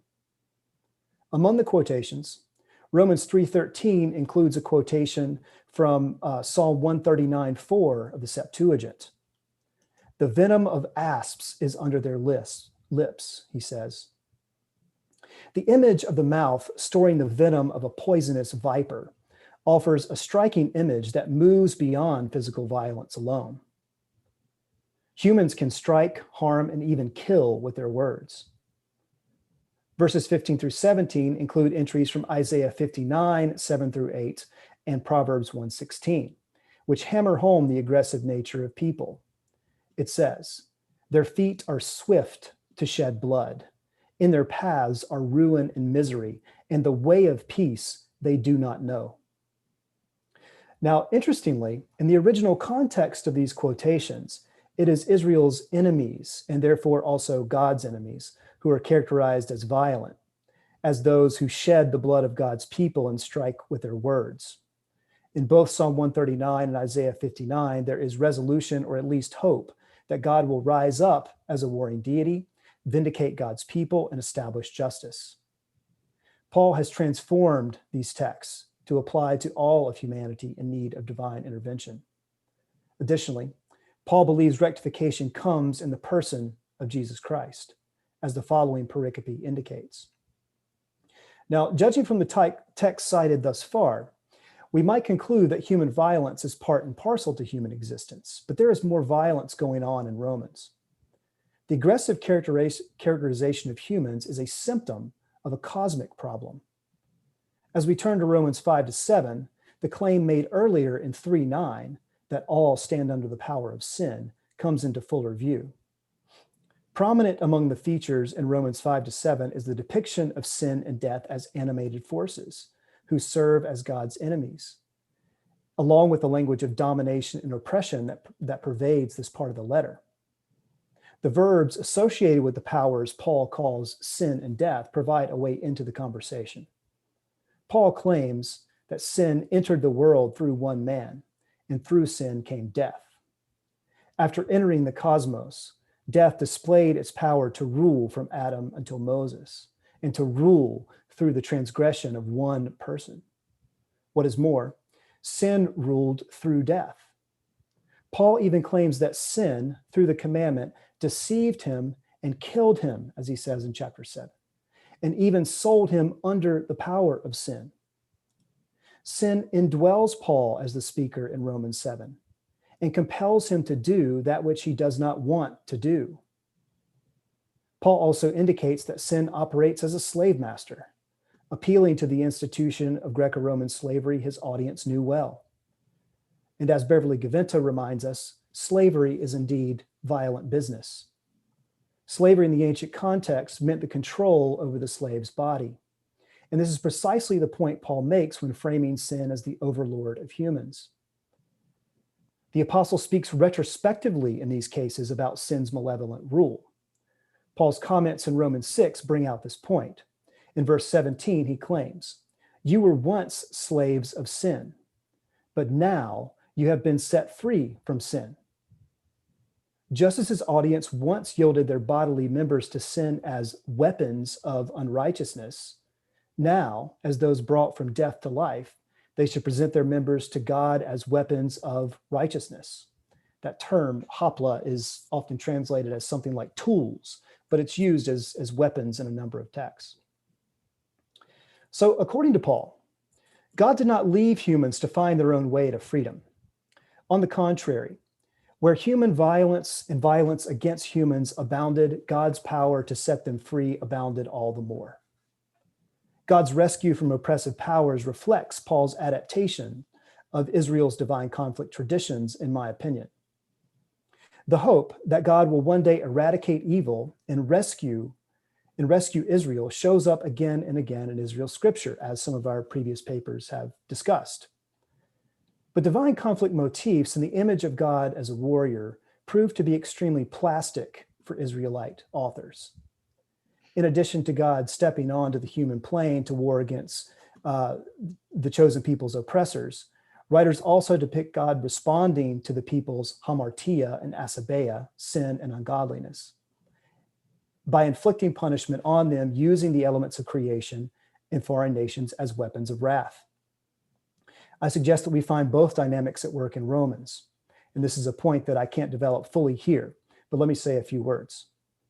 If we return to the first chapter of the letter, we find God handing over humans, conceding them to the control of alternative powers. The term used 3 times here is paradidomi, handing over, and it appears routinely in the Greek translations of the Hebrew texts to denote God's martial activity of conceding obstinate Israel to another nation or power. Paul adapts this tradition and indicates that God does not concede Israel or attack the sinful Gentiles. Rather, all humanity is handed over according to Paul's way of narrating the story. The term paradidomi appears 3 more times in the letter, with 2 of those instances in reference to Jesus' death on a cross. Romans 4:25 states that Jesus, quote, was handed over on account of our trespasses and was raised on account of our rectification. Again, Romans 8:32 reads as follows: He, that is God, who did not spare his own son, but handed him over, paradidomi, for us all, will he not also give us all things with him? As a result of God's handing over of Jesus, humans are no longer enemies of God, as Paul says in chapter 5, but they are now super victors through the God who loved them, as he says in Romans 8:37 through 38. The repetition of the term paradidomi in reference to Jesus' death and resurrection signals that God has reversed the handing over of humans in Romans 1. God enters the fray to rescue human enemies from enslavement to sin and death, but does so in a surprising way. God does not show up with sword in hand, but concedes Jesus and thus undoes the hold sin and death have on God's creation. Now, we should pay attention at this point to the places in the letter that speak of peace. God's foray in the person of Jesus Christ not only sets them free from oppression, but also provides the conditions for humanity to live in peace with one another and break the cycle of violence, malice, envy, murder, hubris, and strife noted earlier in Romans 1. In Romans 5:1, Paul notes that, quote, we have peace with God through our Lord Jesus Christ. The enmity between humans and God has thus been dismantled by means of Christ's death on behalf of humans while they were yet God's enemies, aligned with and under the control of the power of sin. There is, therefore, now no condemnation for those who are in Christ Jesus, Paul writes in Romans 8:1. What is more, the minds of humans once handed over to a debased mind, as he says in chapter 1, are now set free and set on the spirit that is life and peace, as he puts it in Romans 8:6. This Christ event further makes possible harmonious relations between humans. In Romans 12, Paul encourages the churches in Rome to, quote, live in harmony with one another, and if at all possible, to live peaceably with all humans. The reference in 12:17 to all humans provides a significant parallel to the violence and ungodliness of all humans earlier in the letter. The death and resurrection of Jesus Christ now makes possible not only peace with God, but also harmony among people. In chapter 14, the apostle addresses issues of food and implores members not to injure or cause ruin to another brother or sister on account of what they eat. He exhorts Jesus' followers to pursue what makes for peace and mutual upbuilding. And finally, as Paul draws his lengthy missive to its conclusion, he encourages the community to welcome one another, as I mentioned earlier, and that God might grant them to live in such harmony with one another in accord with Jesus Christ, that together they may with one voice glorify the God and Father of our Lord Jesus Christ. The conflict between God and humans and the murder and strife between fellow humans now gives way to a unified humanity properly worshiping the God of the cosmos. Paul thus makes three significant moves in relation to the question of human and divine violence in Romans. He makes the case that all humans, enslaved by sin, are rather violent creatures. But he contends that the God of peace battles for lordship in the liberation of humans in the person of Jesus Christ, which represents a significant and surprising turn in God's eschatological activity. In light of God's deliverance, Paul now sees peaceful existence in the present time as a reality and calls the churches in Rome to embody harmony and peaceful relations within their communities. Thanks.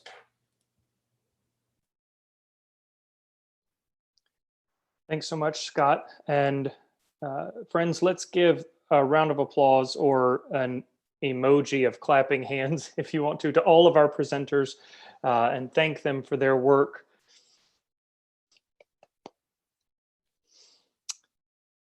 We now embark on our time of discussion, of question and answer. We'll have about 30 minutes set aside for that. If you have a question and have not already done so, you can indicate the presence of your question in the chat. It would be helpful to just have a sentence as simple as, I have a question for, and then fill in the blank with the name of the presenter. That will help me as I'm facilitating this time of discussion. When I call on you, you can unmute yourself and ask your question directly to the presenter. Please remember to clearly address one or all of our participants and to keep your questions brief. We've decided, at least for this session, that the ability for questioners to directly speak at least approximates the kind of interaction that we would have had in a non-pandemic year. So to kick off our questions, I'm going to call on Brandon, who submitted a question for Dr. Beal. Yes, thank you so much for your paper. I think the question I had for you was twofold, briefly. So one, how does horror operate within Jeremiah and the interplay between narrative and so-called poetry? Can such a category handle multiple forms? And then my less serious, more silly, but I think probably more interesting question is, if you had to compare Nebuchadnezzar to a modern horror monster, either in film or literature, what would it be? Well, I've been thinking about that. I'm actually going to go with the second one first. I actually don't watch horror because it scares me too much. So I was thinking, I don't know, Freddy Krueger, but then I thought, well, I think because he's just not a modern horror monster. He's and so I wouldn't want to draw that kind of parallel. I think he terrifies in an absolutely different way, probably because of the agential character that he has. So I think so. If you go with Amy Kalmanowski's lexical things that she's looking at, so in direct horror, it's hatat. She also uses the image of the woman in labor, so who's crying out, so that's the affective part of it. And then for indirect horror, shamam, and then the onlookers. And those, as I've just thought through, and I think they're almost exclusively confined to poetry, which in some respects makes sense because poetry is such an affective reality. It wouldn't surprise me. Now, I think there's one in chapter 23 where that's a narrative text or a prose text, and I think it's hatat shows up there. When it comes to the narrated sections of the actual fall of the city and Nebuchadnezzar coming, I think if you were just to extract those sections, I don't know that you'd have the same sense of horror, of a horror monster, because it's simply relating this happened, they besieged it, and so on and so forth. But for me, canonically, by the time I'm getting to that, I'm primed for something who is this foe from the north, who is described in these very affective terms. So for me, as I'm reading sort of just the account of how the city fell, that's sort of burbling away underneath the surface.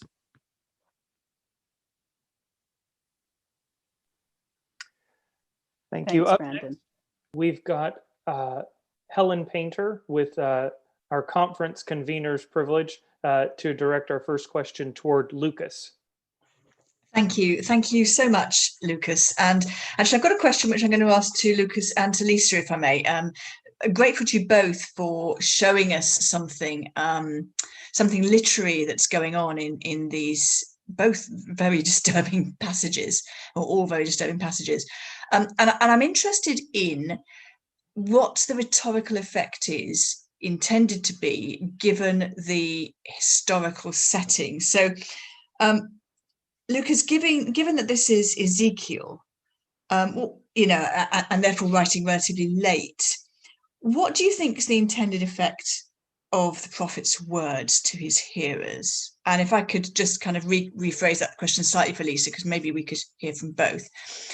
Lissa, towards the end, I think, if I remember rightly, of your presentation, you quoted a scholar whose name went in one ear and out the other, but who spoke about some criteria by which but by use of which you describe the text as being kind of reformative, I think, or a word to that effect.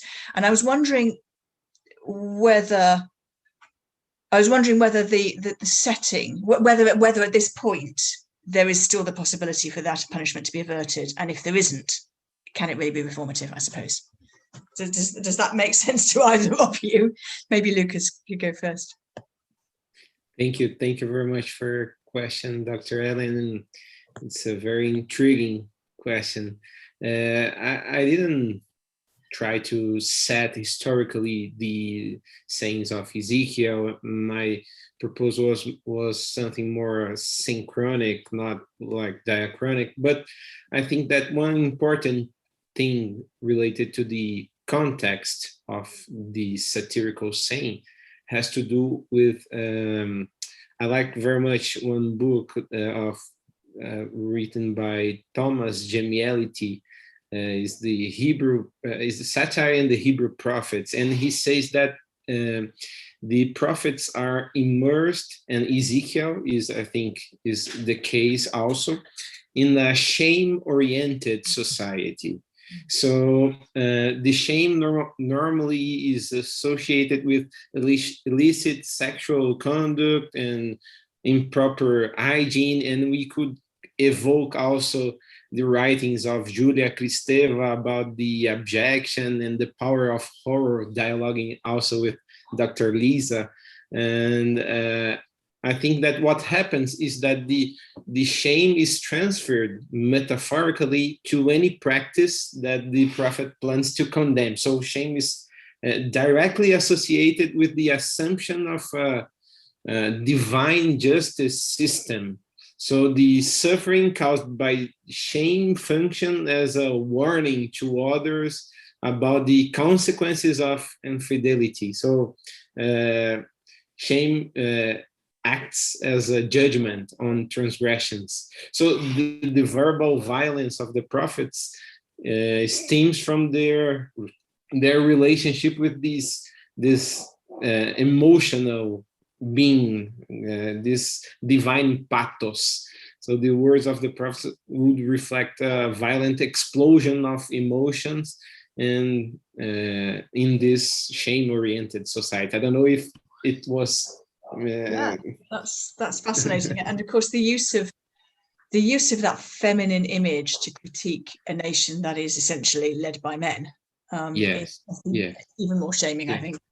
I like a lot what Gallenbush writes on Ezekiel 16, and she says that in the chapter 16, Jerusalem is associated with the temple, and she says that only in chapter 40 and to 48, when the temple has a new configuration, this feminine image vanishes, because the temple restored cannot be associated with a feminine image because of this inherently defilement related to menstruation and everything else.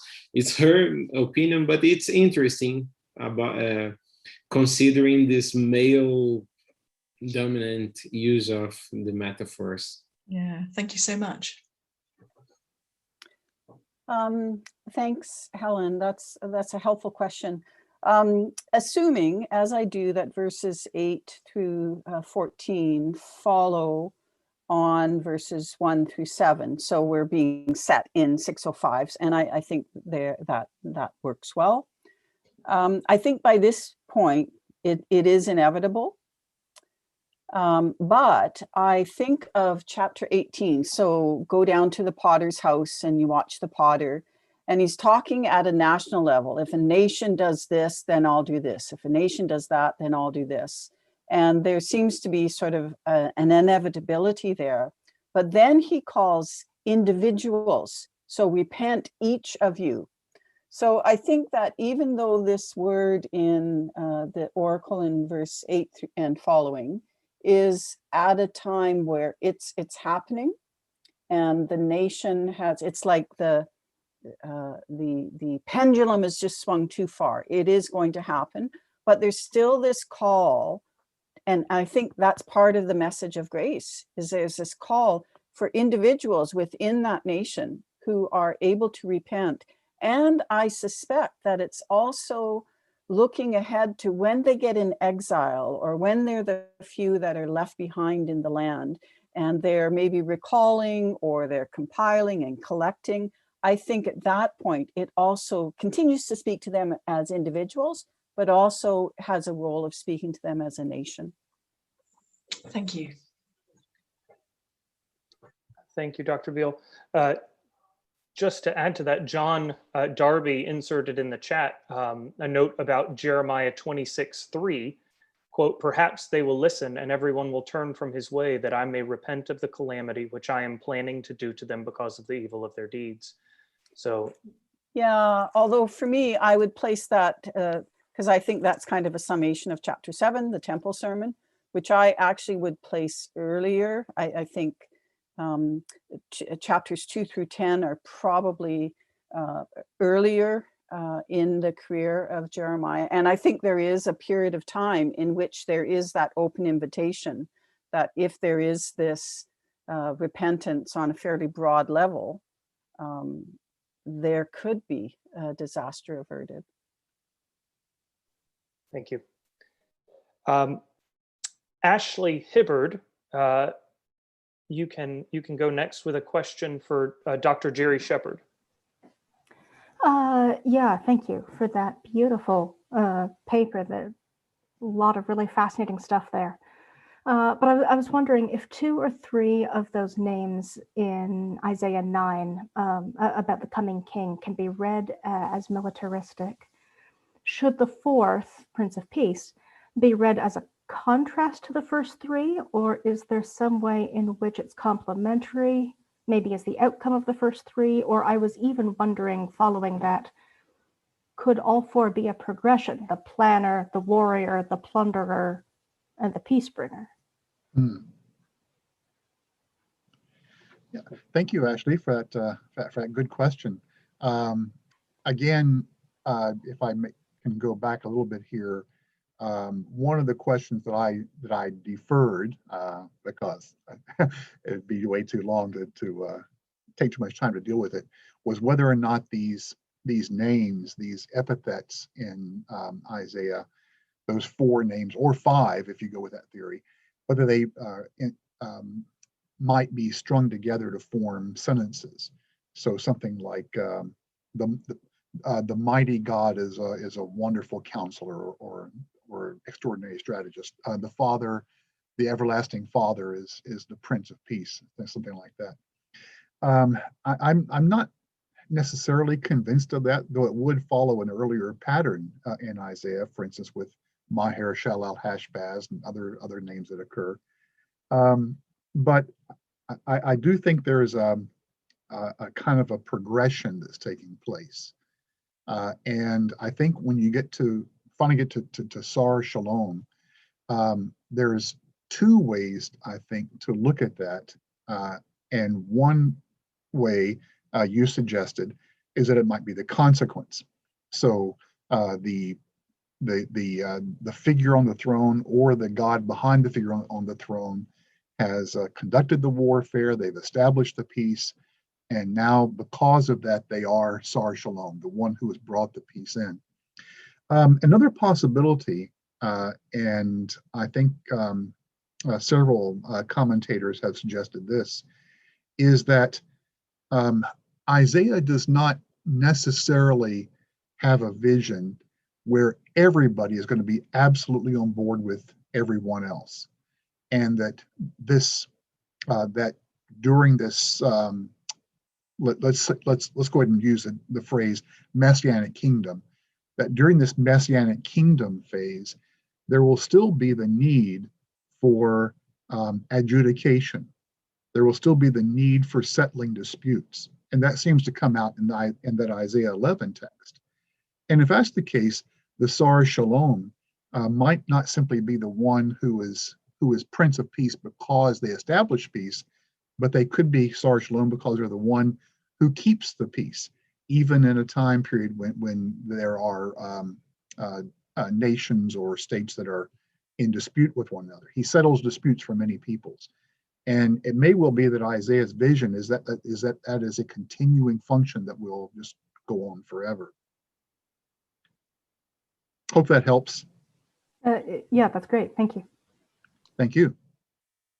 Dr. Shepard, I'm going to go ahead at this point and ask you to expand on the part that got cut off the end, because as soon as I read your abstract, the question that came to my mind is, oh, what's he going to do with Jesus? You began by noting that these are traditionally Advent texts that are applied even by the evangelists in their Gospels directly to Jesus. So do you read Jesus' ministry and passion in contrast to the violent expectations of Isaiah, or in continuity with those? Or another way of asking that is, does Jesus reverse prophetic expectation, or does he fulfill prophetic expectation unexpectedly?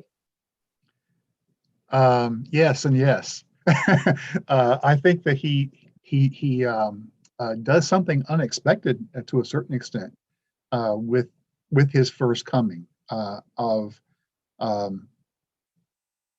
laying down his own life, even for his enemies. Or to use a sort of a popular phrase that's out there, he absorbs the violence, certainly human violence, and depending on your understanding of the atonement, even divine violence on the cross. But also, yes, with regards to Revelation. And so I think 2 or 3 years ago, there was, even in this venue or something close to it, there was a discussion of Paul Middleton's book on the violence of the Lamb. And even on Tuesday in our first traditional hermeneutic session. Yes, I was there for that. And so I have not actually read the book. I've read articles by Paul, and I've read through that summary of responses. And I lean much more toward Paul's understanding than I do, for example, someone like Caird or Malcolm. And one of the reasons I do that is because of what I see happening in Revelation 4 and 5. Jesus is the Lamb who was slain, but he is not just the Lamb who was slain, he's the risen Lamb who was slain. And when it comes to the whole reason why John is crying, because no one is worthy to open the scrolls, in my opinion, he is weeping because he is seeing the violence being perpetrated against the martyrs. And he wants some resolution for that. And he knows those seals won't be opened to pour out violence on the oppressors unless someone opens them, and no one's found worthy to do it. Well, who is found worthy to do it? Jesus Christ is found worthy. And why is he worthy to pour out violence on the earth? Because he was slain. And now he is risen from the dead.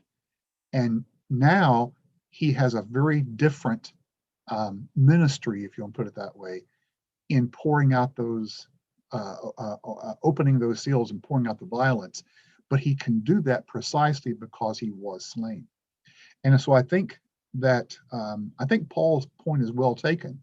It seems like through the book of Revelation, there is this promise that for those who overcome, they will, as one of the letters of the 7 churches says, they will have fulfilled in them the promise of Psalm 2, 8, and 9.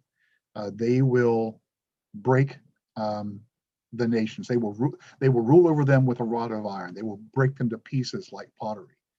And if that's the case, then that also helps explain the use, I forget the chapter now, but it also helps explain the use either in Revelation 16 or 18, where there is this plural verb saying, pay them back for what they have done to you.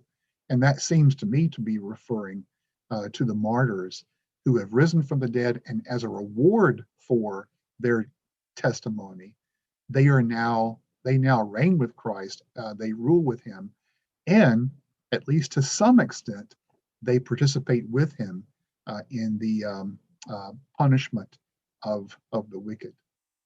So that's where I'm sort of coming out there. Yes, if I'm remembering correctly, Middleton reads Revelation 18 that way as well. And also jumping to Revelation 19 with the warrior on the white horse surrounded by a host in white linen, a priestly army of martyrs coming to exact divine vengeance. Yeah, I would agree with that. Yeah, that connects nicely to a question that I had for Scott. You began by noting the convergence of divine and human violence in Romans 16:20. And I suppose my question is, following the progression that you saw, that three-part movement in the epistle to the Romans, what place does Romans 16:20 and its apparent promise of imminent human participation in divine judgment, what role does that have for cultivating the kind of peace that you see Paul exhorting Roman Christians to in his letter? Yeah, thanks for that. And it's an interesting dynamic. And this is one of the reasons why I think people have trouble with 16:20 or 16:17 through 20, and they want to say Paul didn't write this, get it out of there. But I think that for Paul, there is still this sort of eschatological judgment, and that God is still going to eradicate evil, if we can, just use the term broadly. So, I mean, it is interesting that the violence in 16:20 is not perpetrated against humans. In fact, they seem to be, there's a question about, if you read something like Romans 11:32, when Paul gets to the end of his section on 9 to 11 there, he says, for God confined all in disobedience so that God might have mercy on all. And there's a question there about what Paul means by all. Does he mean all or not? I think that the issue there is that the violence that's reserved is eschatological, and it's directed toward this Satan figure, not towards other human beings. So I think Paul still reserves this sort of violent final eradication of evil. Thanks so much. Sticking with Scott, Michael, you had a question for Scott.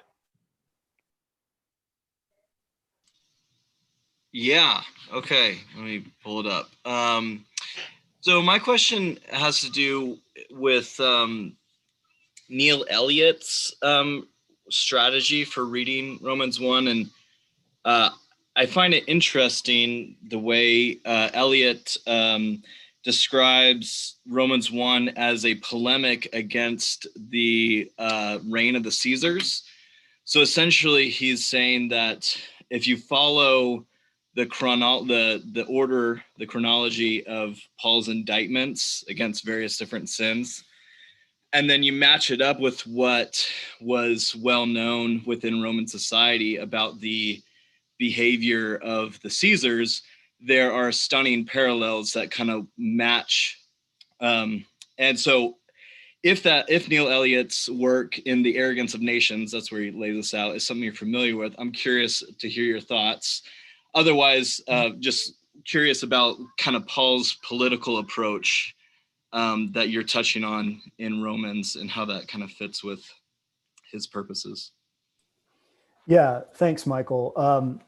Dealing with Paul, I know, is dangerous territory in general, and it's even more dangerous when you go to Romans 1. There's all kinds of traps there. So in terms of Eliot, I find the suggestion intriguing. For me, I find more convincing that Paul is sort of mapping on to this standard Jewish critique of Gentile idolatry. Now, to say that, like we see in, say, Wisdom of Solomon, chapters 13 through 16, as I mentioned, I think the parallels and argumentation there are convincing to me.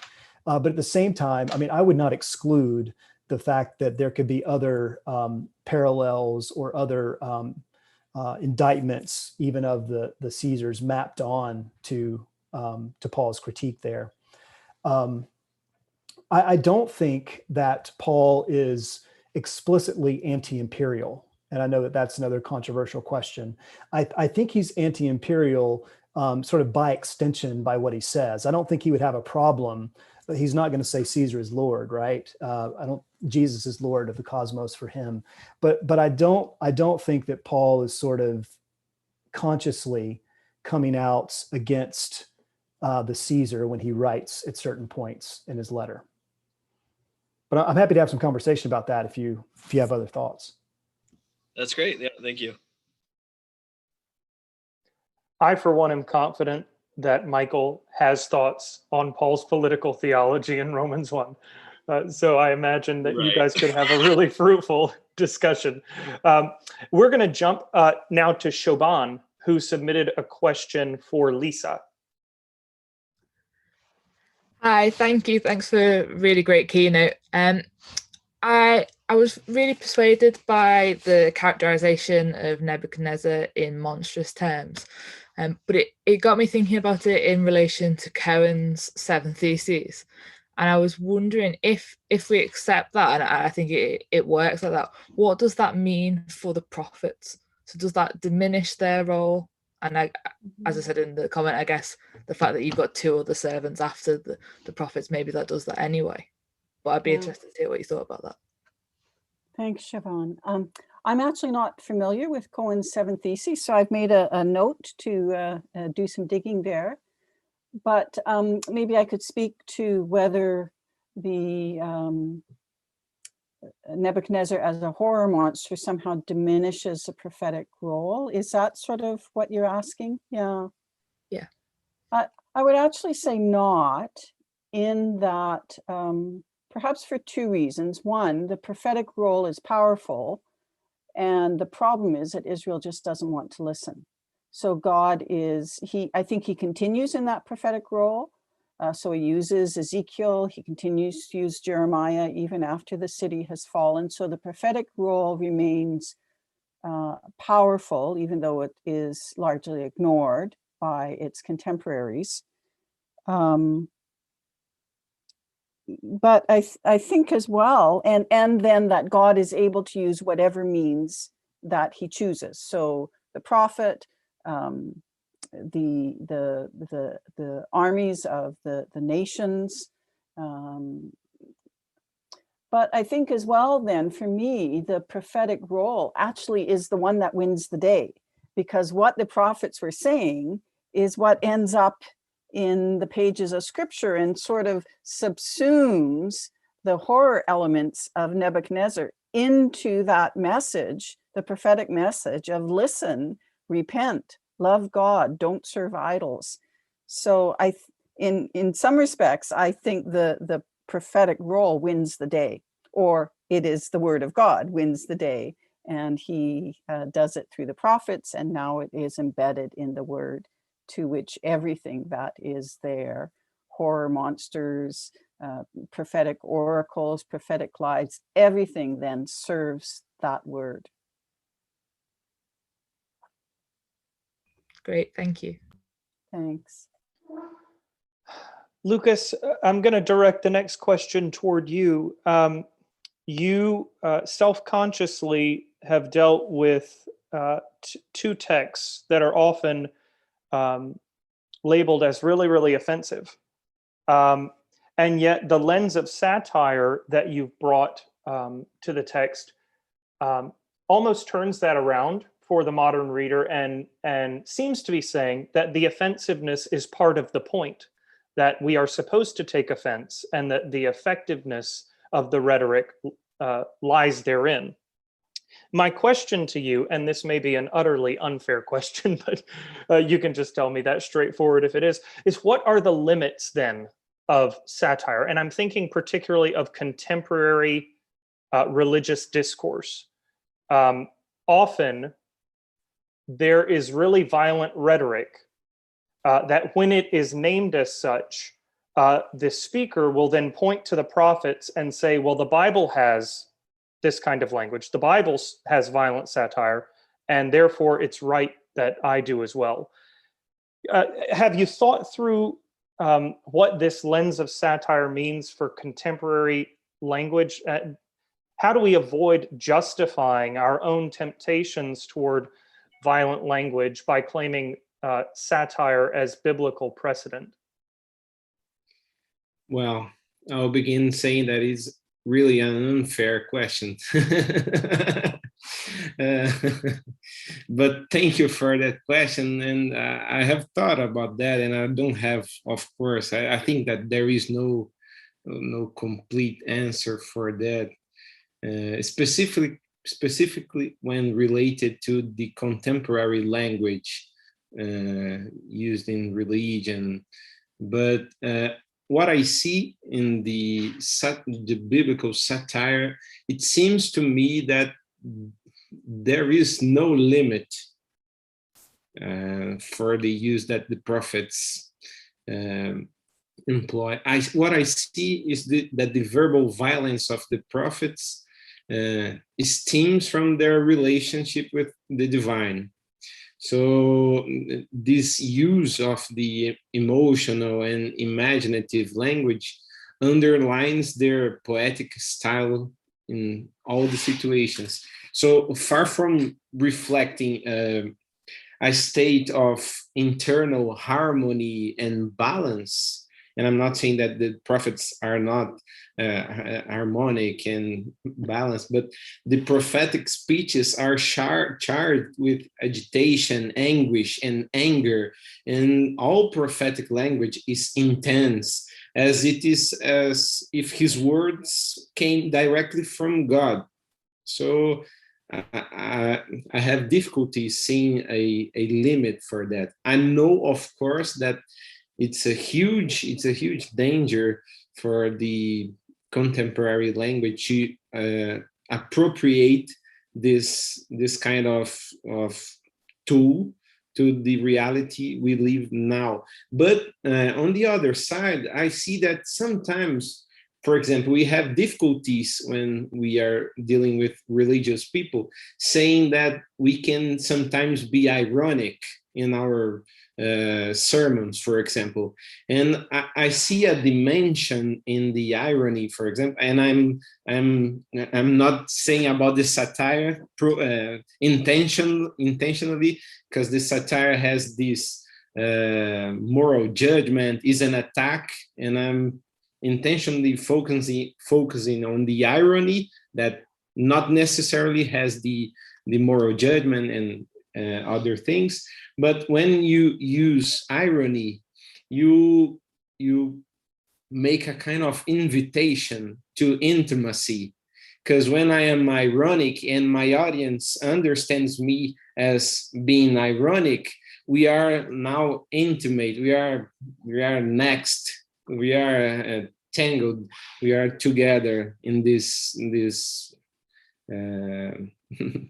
this way. But I see that the satire is it's a crucial point, and it's a difficult point, because if you read have a fundamentalist reading of the Bible, you can say, well, the prophets use violent images related to sexual abuse, so what's the problem doing that? And it's problematic. So that's why I like a lot the proposal of Julia O'Brien related to these specific cases, when she says that we should not only appreciate, but also engage critically, challenge the prophetic satires. So I think that we have these twofold dimensions that are appreciate the satire, its literary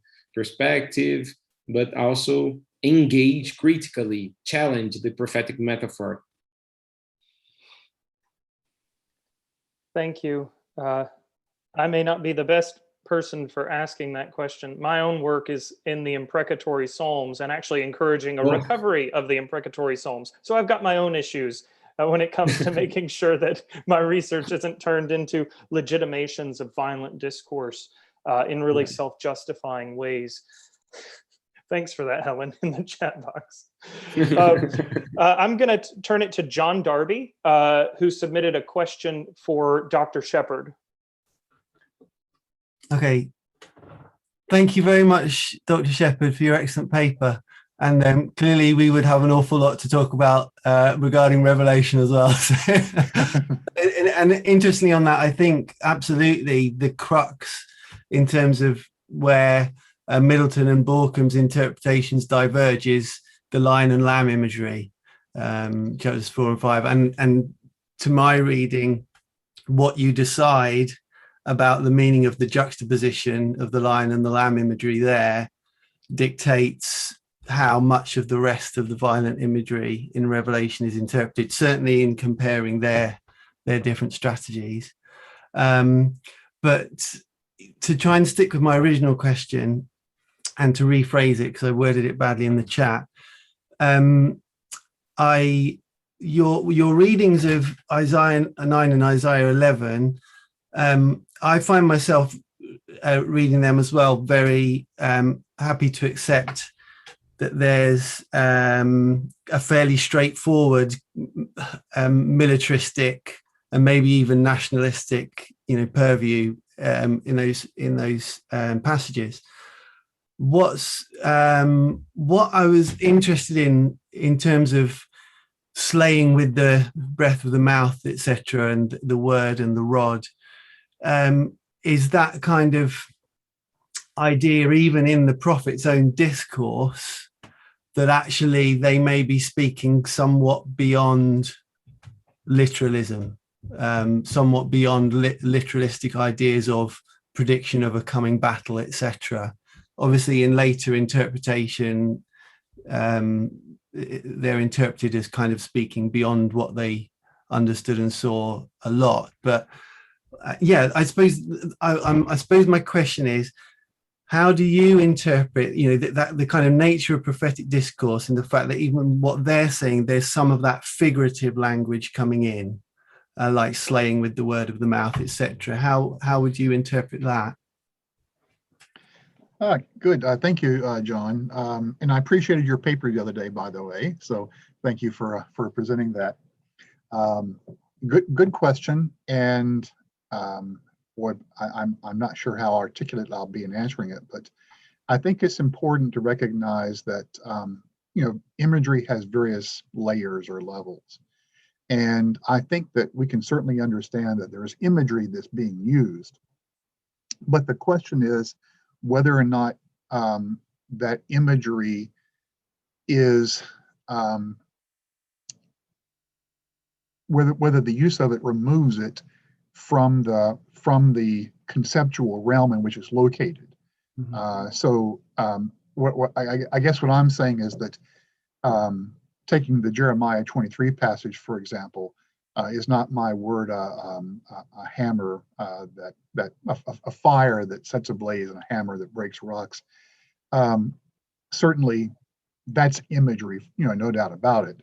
But it's still imagery that's contained within the realm of God's word and his word accomplishing his purposes, and his decree being one that will indeed be established. It will come to pass. So even though it's imagery, it still is in that violent realm, and his oversight over his word, as he says in Jeremiah 1, I'm watching over my word, make sure it happens, is going to have that outcome.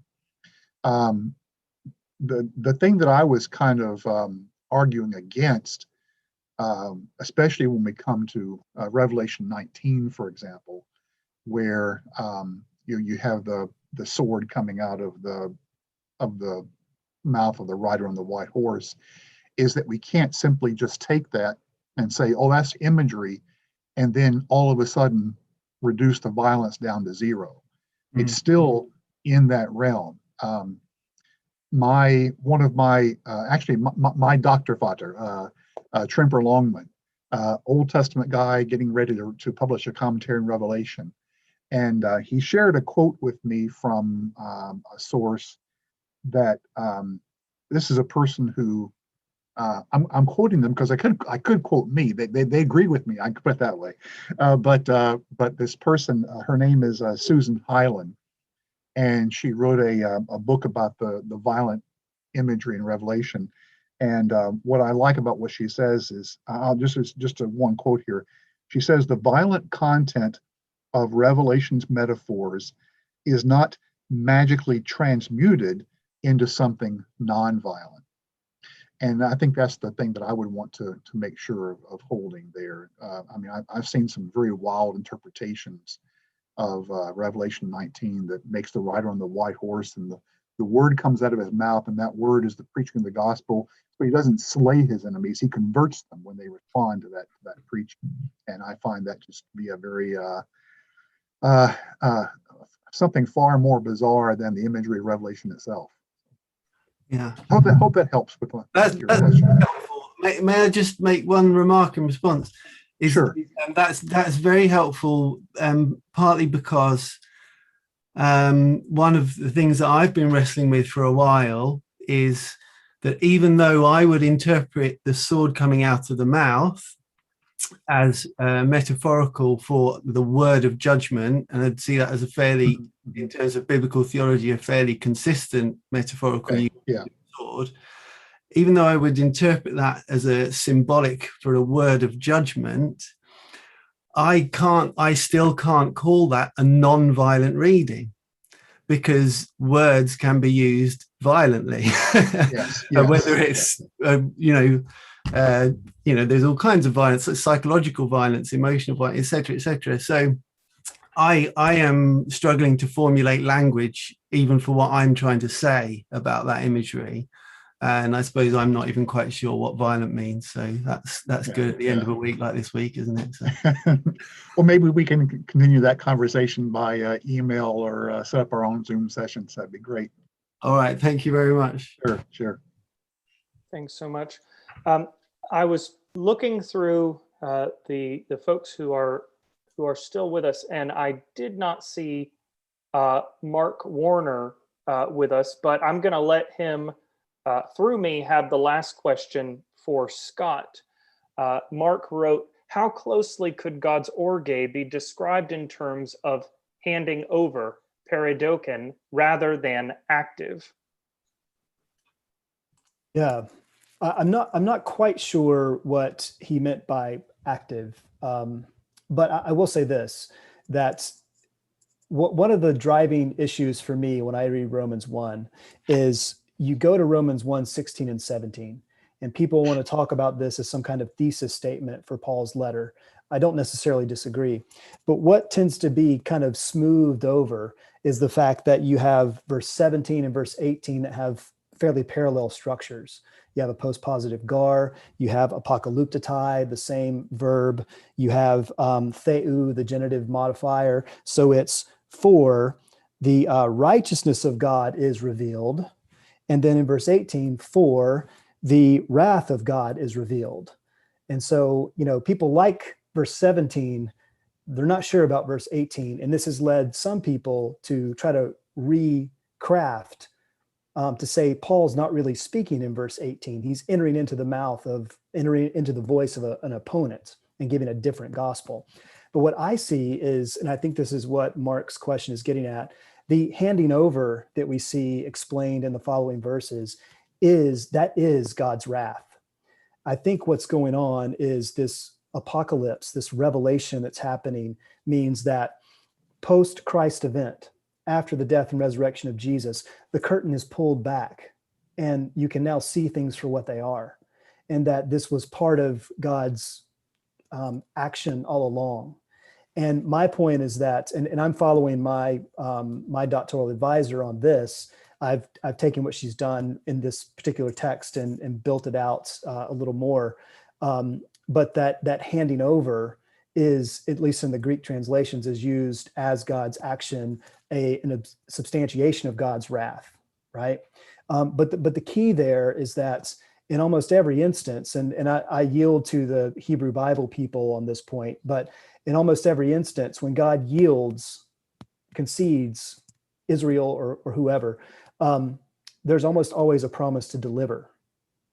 And so I think that's what's going on, is that God concedes, but also delivers by handing over Jesus. And so what I see Paul doing, and I'll end here, is he's a first century Jew. He's familiar with all of these texts that we're talking about in the Hebrew Bible, Septuagint, and he knows about these images of God's wrath, about this divine warrior imagery. And so I think he's negotiating how to make sense of this in light of what happens in the death and resurrection of Jesus. So he's trying to use the fund of images that he has and try to make sense of God's plan, salvific plan, in light of that.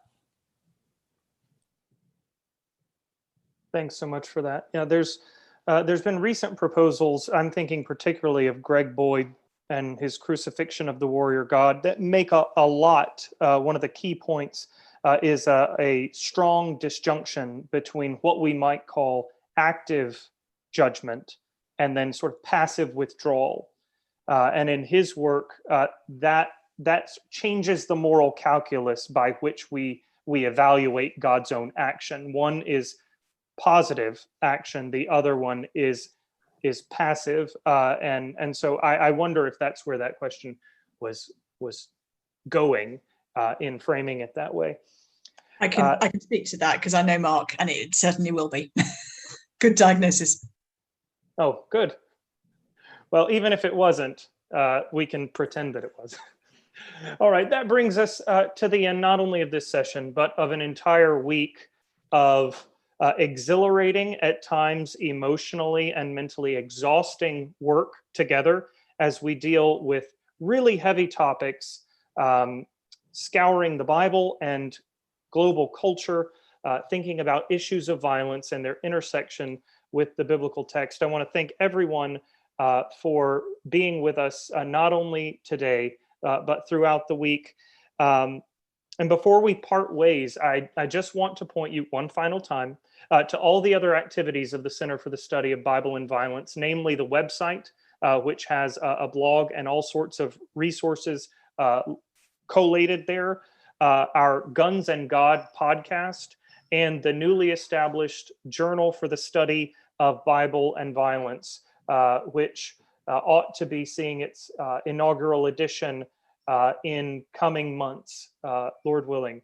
Also, if you're interested in contributing to the work of the center financially, you can visit the website csbvbristol.org.uk and find all the information you could ever want about donating and furthering the work of the CSBV. With that, I'm going to hand it over to Helen in case there's any final words from our fearless leader. No, only to say, I mean, not everybody to whom I want to thank is in the room right now, but to say thank you so much. Thank you to those who've participated, those who've attended faithfully. Some have been here, I think, every session, which, as I said at the beginning, definitely deserves a medal, I think. If you're half as tired as I am right now, then well done. But to everybody who's come, who's interacted, who's asked questions, and of course to our presenters, those who've, you know, we hear these papers for 20 minutes or whatever, but they represent, you know, dozens and dozens and dozens of hours of hard labor, of hard thinking, and we so appreciate that. And I know I've noticed all these synergies, these, you know, these strands that have gone through I've hugely appreciated it all. So I'm hoping the conversations will continue. Please do keep in touch with the centre. You follow the stuff we're doing on the website, but get in touch with us, you know, if you want to write a blog for us, or yeah, just be part of the ongoing conversation. It's not over. I'm hoping very much that this is a continuing thing, and keep an eye because we'll be doing another one next year. And I'll be popping some links into an email for you. All of these sessions have been recorded, so I'll send you the links to the recordings. I'll also send you a little very quick questionnaire to ask for your feedback on what's worked, what hasn't worked, and big question of whether we do it online or in person next year. So I would very much value your thoughts and your comments on that, so we get a feel for that. That's all. Thank you so much to everybody who's worked really hard to make this work. And good night and God bless you.